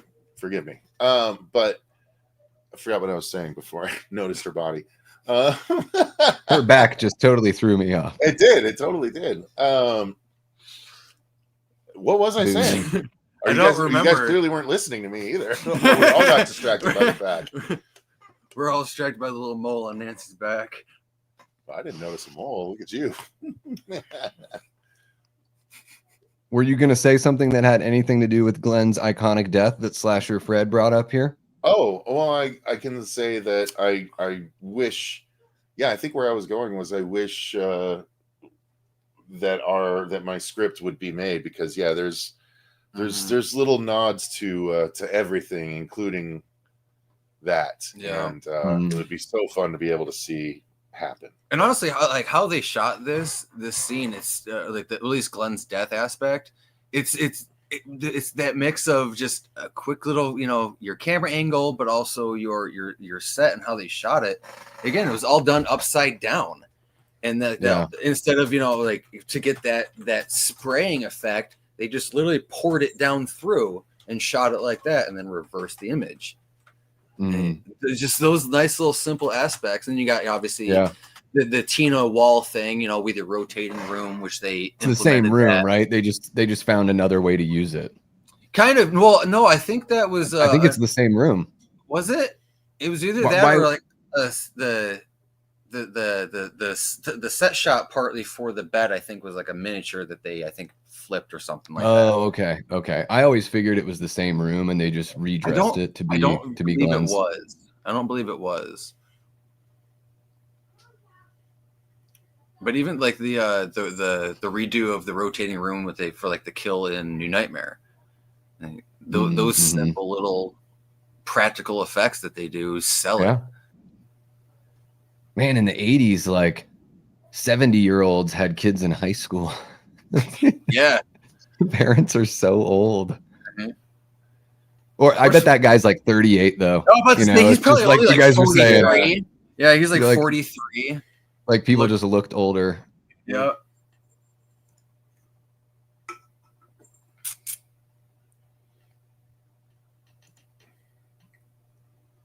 Yeah, because he's got to hear you. That's cute, Laura. So happy to see you're watching this movie as I still can't watch it alone. It was my first horror movie as a kid, and my second was The Thing, along with Aliens. That is awesome. Oh, hell yeah. That's a good first 3 fucking horror movies. Hell yeah. Jesus. Yeah. God, Wild. I still remember the first time I watched The Thing. It just blew my mind. Mm-hmm.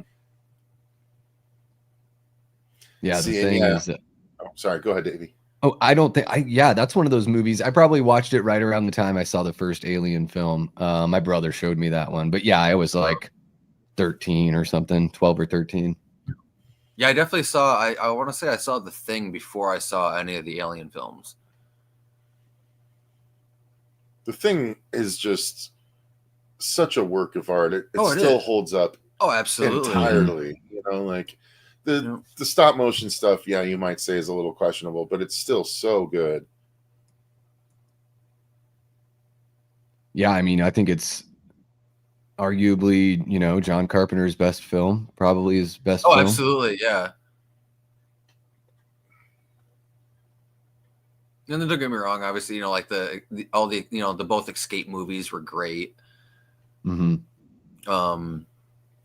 Ghosts of Mars is kind of okay. It's a guilty pleasure.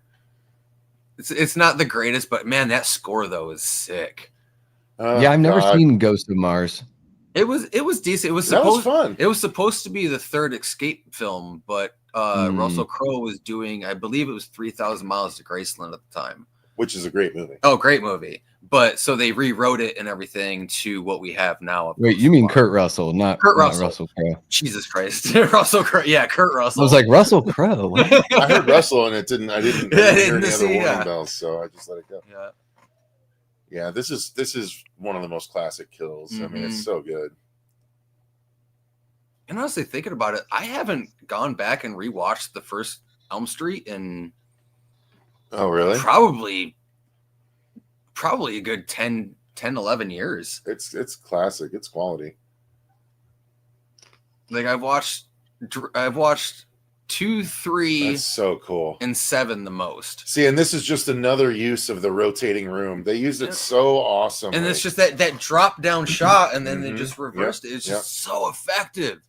Yep. And this is the type of practical effect that I don't want to do. Like imagining she's seeing what we're seeing right now is fucking awesome. Yeah. Oh, yeah. When it starts Dude, that would have fucked audiences up back in the day. Yeah. Oh, so good. And then they find him in the bed. No, they don't. Or wasn't it? No, they say that he's shot all over. He's like, that like. Oh, for some reason I remember like there like him. being like a scene of like. Remember thinking of a different movie then. The guy says that line that let's see like here. All over Fred. Yeah, you're gonna need a mop. Yeah. You're not gonna need a stretcher in there. You're gonna need a mop. Yeah. We're gonna need a bigger mop. That Mandela effect. Really? Thinking that he was. Well, you did say you haven't seen it in years. That's true. Yeah. Yeah. What's happening, DA? One of our great channel members. So glad you could make it. That's right, Daniel. All the cool kids are here. Yeah. Oh, it's leaking through. Yikes. Yeah, guys, this is the first time I'm able to co-stream on the channel when someone else is doing it. So you're going to see this more often, likely on Tuesdays. I'm going to start to co-stream the Adam Does Movies streams. And anytime we do this with Davey, maybe I'll I can start doing stuff through StreamYard so people can co-stream with me too. So hell yeah. I'm going to have to figure out how to do the pictures in the background like you do and everything. Learn a whole new program. It's super easy. Okay, cool. We're learning together.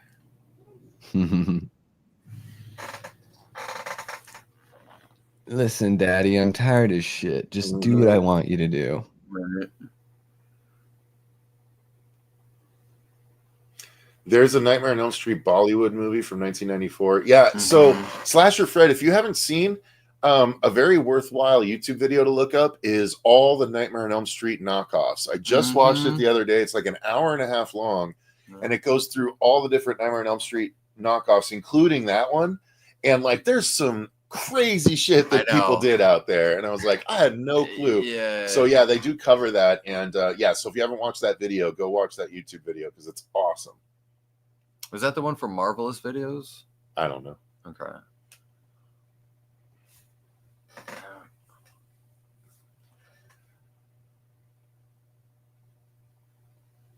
We'd love to with all you guys. What What? What are they referring to? Heavy Metal Beer Club. I don't. New changing lights are cool. I'm trying to see if I missed a comment. I don't know what they're referring to. Let's see here. Watch Memoirs of an Invisible Man. No one wants to do that. Great movie. One of the only good Chevy Chase movies. Oh, Caddyshack was a classic. Fletch is Fletch. amazing. I always liked Funny Farm. Funny Farm was a good one. Funny Farm's good. Yeah. Eats all the Rocky Mountain oysters. Yeah. These are delicious. Yeah, They want to do a show. Oh, 3-way show. We could do that. oh, Oh. yeah. Oh. Hell yeah. Talk about the best drinking scenes in horror movies. Yeah, right. Who's the most accurately acted drunk? Yeah. What do you mean? James Morant says Nightmare on Elm Street is my favorite horror movie of all time. You got good taste, James. And then Not a bad pick. You got Nancy, like Macaulay Culkin, the crap out of the house. Yeah. Like, It inspired. Yeah, Oh, but here's oh. the thing, though. It's like, again, though, like, you got to give the credit to Nancy for being crafty in that, of being able to think of those mechanics to set up those little swing traps and things like that. It is very convenient in movies when characters are so good at that, as if they're almost like they're engineers. Well, exactly. Yeah, she went from a valley girl to the survivalist very quick. But that's a risky trap, setting up that sledgehammer like that. Yeah, I know, right? Good thing that spring was tight. But no, like, again, though, like, it's also too the way that Nancy is written on why it is more believable and why she's become the GOAT of the Final Girls. Yeah, she is written more proactively. Absolutely, yeah. Sure. It was Sydney, but again, Sydney, yeah, pretty proactive. But that's the thing, though, is like, again, that credit with how Wes wrote his characters or wanted his characters portrayed was in that more natural light of, hey, you're faced up with this situation where either you nut up or shut up kind of thing. You got to do business or you're gonna get the end of the business. Mm-hmm. Mm-hmm. So, and it made it a little bit more believable, especially when the right character and the right actress was put into that role. Jamie, I love booby traps too. Booby traps in movies are really fun. Mm-hmm. I love that in Goonies too. I like montages where characters Yep. get ready to fight the bad guy. I have a thing. That's why I really like Nightmare 4, because I love when she gets Alice ready. gets all ready. Yeah. Dude, I love Rick in that movie. Fucking anything. I love that Dramarama song because of that movie. Yeah, it's a good one. Yeah, it's a really good song. There's been a couple of really cool covers of that song that I love, and I haven't listened to in a long time. It's There's definitely it's amazing. Yeah, James, a lot of people don't realize it's like between Freddy and even Michael in their first installments, they barely have 10 minutes of screen time. Same with Beetlejuice. They are like, a lot of people like they reminisce in the nostalgia remembrance of, oh man, Freddy was in so much of this. It's like he really wasn't. All our normal characters were our main staple. Freddy was a background character. Same with Michael. Well, and it's one of those like less is more kind of things when you really just want like the flashes of the character, So it's just more effective. Yo, Alex, we'll come to Norway. Yeah, dude. like if you're serious, bro, I am dropping the 25. I will renew my passport, and we will do this. Yeah, we will take the horror show that would be international. Awesome. That'd be a hell. Cecil will take a boat all the way there. Yeah, I'll just have to freaking knock myself out. I'll see you in a month. Yeah. That's true. I literally took a train one time from Texas home to avoid a flight, and it was the worst mistake I ever made. Like, it took so much longer, and there was problems on the train, and then I didn't get a sleeping car, so I was stuck in a fucking chair for like 36 hours. It was so stupid. Didn't check your ticket before you booked, huh? No, I just didn't buy a sleeping car like I should have. Got to look out for the Dementors on the train, though. True enough. Yeah, that was another problem. I don't know. It's always like, at least the train rides I've always gone on, like, because there was basically back east and whatnot. So you had, everything going through, the Adirondacks and things like that. It was, I loved those old train rides through the scenic mountains, man. They're so beautiful. I've never done a fun train ride. I've only done Kenosha, Wisconsin to Chicago. It was like the only train I've ever been on. It's just like whatever. It's not. There's nothing like bad about it, but no. But like I know we have like the train tours here. I think I want to say they start in like Camp Verde and they go all the way up through Grand Canyon, come back down through. And from what I've heard, they're pretty. They can be worth it, especially depending on the time of the year if we go. Just real quick, back to the movie. It is fucked up when she's coming down the stairs that Freddy essentially plays the audio of her boyfriend getting sucked down into the bed, like him screaming for help before he gets killed. That's fucked up. Taunting her with that. Yeah. I was like, oh shit. I don't know if I know I picked up on that before, but it's never at the forefront. Yeah, I don't know if I've ever noticed that. Did you hear it just now? I didn't. I've got the sound is going through a speaker, so it's pretty light, and I've got the subtitles on. Yeah, as soon as she starts about to descend the stairs, you hear no, like exactly the sound as he was being pulled down. That's cool. That's cool. See, you pick up on things even years and years later after watching it dozens and dozens of times. That's why I'm a big rewatcher. Oh yeah, absolutely. Well, I just have so much to keep up on. I don't have a lot of time to rewatch. That's the problem. Yeah. But the nice at least with these older rewatches, especially with watching on headphones, is you have more of that depth sound that you're getting from the backing tracks and the scores that you're not catching just on a normal speaker from your TV. Hell, same even thing with music, man. I've caught so many more little chord notes and tunes with headphones than I've ever had before. I absolutely love that. Yeah. And it just creates a whole new experience for that property.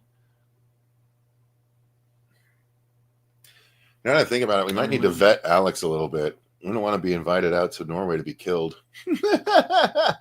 I'm defenseless out there. I'll have to buy a hatchet. Yep, every 57 years, it's customary to bring a couple foreigners into the country and feed them to one of the folklore creatures. Didn't they make a movie off of that? It's just like a dude that invites YouTubers out, and they're dumb enough to come, and he just gets they all get slaughtered. Right. Have you guys ever seen The Ritual? I was just about to say, I'm like, I've seen and read The Ritual. And honestly, like, speaking of The Ritual, that's one of the rare times where the movie is actually a better version than the book. Wait, what was it you just picked up? I missed it. Glenn's headphones. The bloody headphones. Yeah, so this whole dream has been taunting her about her boyfriend. It's so fucked up. It goes back to that old sadistic cat and mouse kind of humorous game that Freddy would play. Instead of coming outright and just gutting her. Wait, she wasn't standing there. All right, that's a little thing I never noticed before. She's on the staircase, and then when they cut to the wide angle, she's like on a beam next to the staircase where she can jump freely. Oh. It's a dream. Yeah, I guess. Yeah. It's a dream. Spatially slid over a little bit. It's a dream, Charlie. Like Super Mario Brothers 2. Eli, we did a whole review on, or I did a whole review on In a Violent Nature on the channel. If you go to the Horror Show channel, you'll be able to see my complete thoughts. But overall, as a fan of the Friday the 13th movies, I loved seeing a movie essentially from Jason's perspective. Does that mean it was an interesting movie the whole way through? No, because Jason's life wouldn't be interesting the whole way through. There's a lot of walking that Jason does, and there was a lot of walking that this character did. But seeing it from that perspective, I feel like was a unique enough idea and done well enough that I dug the hell out of it, and I'm excited about the sequel. We don't need to talk too much about it while we're at the climax here. Oh, coffee pot right in the head. Gets you every time. And here's that Yeah. sledgehammer. Does anyone remember that show? Guys. Oh, it's like a Super song. old. Well, I from remember show. the music video, the what's his name from Genesis? Yeah, Quick I know. Genesis? Peter I'm Gabriel. Stoney. There you go. Yeah, Peter I'm Gabriel. Stoney. Sledgehammer. Stoney. Oh yeah, hey. Yeah. Davey, you got to come have a creative day again I sometime know, soon. dude. I want to For show sure. you what the pitch deck looks like. I want to get your thoughts. All on right. Yep. Oh, and there are a couple insurance things we need to talk Actually, about. yeah, if you could help us with that, that'd be great. All right. So. Oh, right in the gut. Nancy took it to Freddy, gave him a good beating. Exactly. He falls over. You can see the mattress. The mattress big time. Yeah. That is also kind of one of the fun things about going back and rewatching these old movies is, again, looking in the background and seeing the little effects mistakes kind of thing. Yeah. Or stuff that, like, too. I mean, technically he'd split her into 1, 2, 3, 4, 5, right? Yeah. Anyway, and 60-40. When they cut it for TV, when they put it in a square, like, yeah, you might miss that mattress, so they don't worry about it as much. Yeah. They didn't think we'd be watching it on YouTube. They had it's the same reason when they like cut out wires back then and they do the restorations, you can still totally see them. Yeah. Mm-hmm. Look at this. She's so fucking badass. Yeah. She sneaks around and gets close to him just to fuck him up. She gets the drop on him more than anything. She is the best final girl. Who's better? Not even Sydney did that. Like, Sydney did not have a complete plan to take out Ghostface. True. She was just strong enough to survive him. Sydney is like the badass Laurie Strode. True. Where she's just a victim, but she uses her surroundings to fight back. Yep. Nancy is the only super proactive final girl. Look, she just fucking locked him in with the intention of burning him alive, even if it burns down her whole house. Mm-hmm. Like, she's so badass. Laurie doesn't get into... We need to make a whole video on this. Rewatching Laurie this, doesn't... it just reminds me. Sorry. Yeah, because Laurie doesn't believe that Michael's a thing until the end of the first film. So she never goes after him until... And she can't do anything in the second film. So yeah, it's not until, H2O. Woo, which I love H2O. I mean, her performance is great. I think it's her best Laurie performance. Take care, Cody. Thank you for coming by. Later, dude. Have a good one. Wait, gotta get ready. Have a good one, man. Wait, you streaming with Jason tonight? Which all Jason? Right. Backtrack Cinema, I think. Oh, I don't know about that. Let me, Cody. Yeah, you put the link in. They're doing the Expendables. Yeah, guys, go ahead and check. Are you guys starting here in 45 minutes or so, Cody? Oh, Cody, I just subscribed to you. I wasn't subscribed yet. All right, cool. Right on. Yeah, guys, follow this stream up with that one on over there. I'll go check it out. I'll be there bugging everyone. This right here, dude, the body, the skeleton being sucked into the bed, and it reaching up too. Like, that's such nightmare fuel back in the day. You know what I mean? When it's very it's reminiscent of what a little bit of stuff that Poltergeist did a couple years before this. Mm-hmm. Even the blood in Glenn's room, when the room turns and the blood starts running the other way, to me that sort of reminded me of that really spooky, ethereal kind of thing. I don't know if I believe you. I'm just not sure. I know. Yeah. He's like, all I saw was a burnt skeleton. Come smell my members only jacket. Ooh. Threaten me with a good time.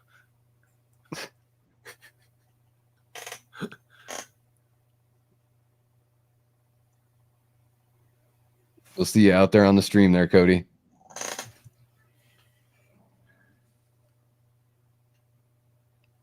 Yeah, I think Sydney has her moments for sure, but yeah, she doesn't set up all the traps, and other people get their shots in on Ghostface, whereas in this one, it's like no one gets a shot on Freddy other than Nancy. She's the only one.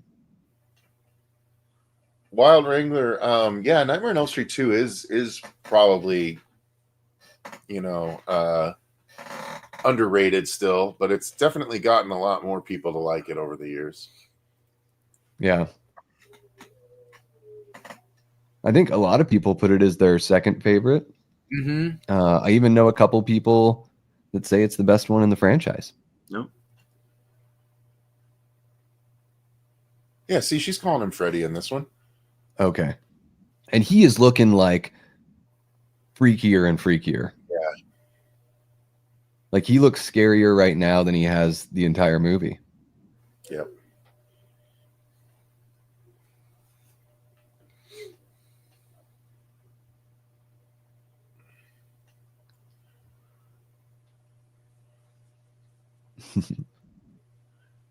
I want a helicopter. I want a suitcase I know, full of cash, right? unmarked bills, and I want total immunity and 2 tickets to Tahiti. And 1,000 copies of B. Arthur naked. There it is. Yeah. A football helmet full of cottage cheese. Exactly. We gotta demand some weird stuff so 100 that we can copies get of off Moby on the insanity plea. Oh, I love that movie. Yeah, what's the story here? Do you know this one, Cecil? Bob Shea and Wes having a fight over how to end the movie. I don't know that story. No. Oh, Feel free to share, James. I think I'm that sure was, I've heard it. I think that was the thing of Craven wanted this to be one and done movie. Shea saw the opportunity for franchising it and wanted to keep it open. Hence why they had 4 different endings filmed for this movie. And why they ultimately went with this one to keep it ambiguous. I saw one of the endings where they drive off and the top doesn't come up. So it's just, and then there's one where Freddy's driving and bunch of different ones, but that's all only because they wanted to keep that open possibility of more installments. But with Wes and that fight back, he wanted this to be one and done movie. So he wanted it to be a happy ending? Is that what he was looking for? Technically, I don't think so, no. Because that's like the only way to really, the only way to say this is it is for everything to be okay, right? Yeah, I think it was the Freddy ending might have been originally the supposed official one. Don't quote me on it though. When Freddy's driving. Yeah. But this right here makes you think Nancy's still in her dream. She thought she beat him, but she's still stuck in her dream, right? Well, that was the whole thing of they're leaving it open. It's like, oh, was she, wasn't she, kind of thing. And then obviously she's out of the picture in the second one with that slight story detail. Oh, she got put in the psych ward for X amount of years, and then being brought back, as a psychiatrist. 3. So damn, this movie's so good. It's so good. It's still even going to black on the girls and if you hear it, like they even slow down the never sleep again to end it out. Like it's so fucking good, dude. Yeah. Amazing. Shout out to David Miller for the awesome special effects. David Miller, hell yeah. Yeah, the effects are great. Music's nice and creepy and unique. It has a different sound than any of the other the horror movie scores at the time. And again, it's like the fact of like with why these movies again were so effective is they, in a sense, they were kind of cob-jobbed with what they had available for their makeup and their effects. Even like the building of Freddy's gloves and things like that. Those last minute post shots of we need you to build up the glove and we need to film it real quick for a segment, blah blah blah. Just those little things, man. Like I said, even the car battery hookup with the blades creating the spark effects. It's definitely one of those things where it's like those are when you don't have all the money in the world and New Line was on the verge of dying, it seems like at that point, like this movie saved it as the story goes. So it's like, you just find a creative way to like get over that hump and make it work. And it usually is like what the piece ultimately called for. It's really encouraging to see that. And that's why I'll tell even Cecil sometimes, like we'll be going over kind of some stuff. Like he was like, "Oh, well, how would we get this effect?" And it's like, "Well, we could do it like this, and then just enhance it like that. It'll save us some budget and everything like that. Little things like that. It's just, I love it. Love it." Yeah, you know, you end up working. Sometimes it's like in a pinch. I don't know. I mean, it's like Jaws, the shark was broken like the entire friggin' time, Yeah. and it's still the best movie ever. So, like, what the hell? Yeah. Well, cool, man. That Awesome. was fun. Yeah, that was a blast. Aaron, you're catching us right at the end here. We just finished the film, but if you scrub it on back, we had the stopwatch going the whole time, so you can always, you know, join in at any time. Really appreciate everyone for kicking it here. Whether you're watching on the Davey Death Ray channel or over on the Horror Show channel, thank you so much for kicking it with us, participating in the chat. And speaking of the chat, let me end that poll. 51 votes. 61 votes. Nancy Thompson wins with 59%. As I she think should. that is fair and square. Yeah.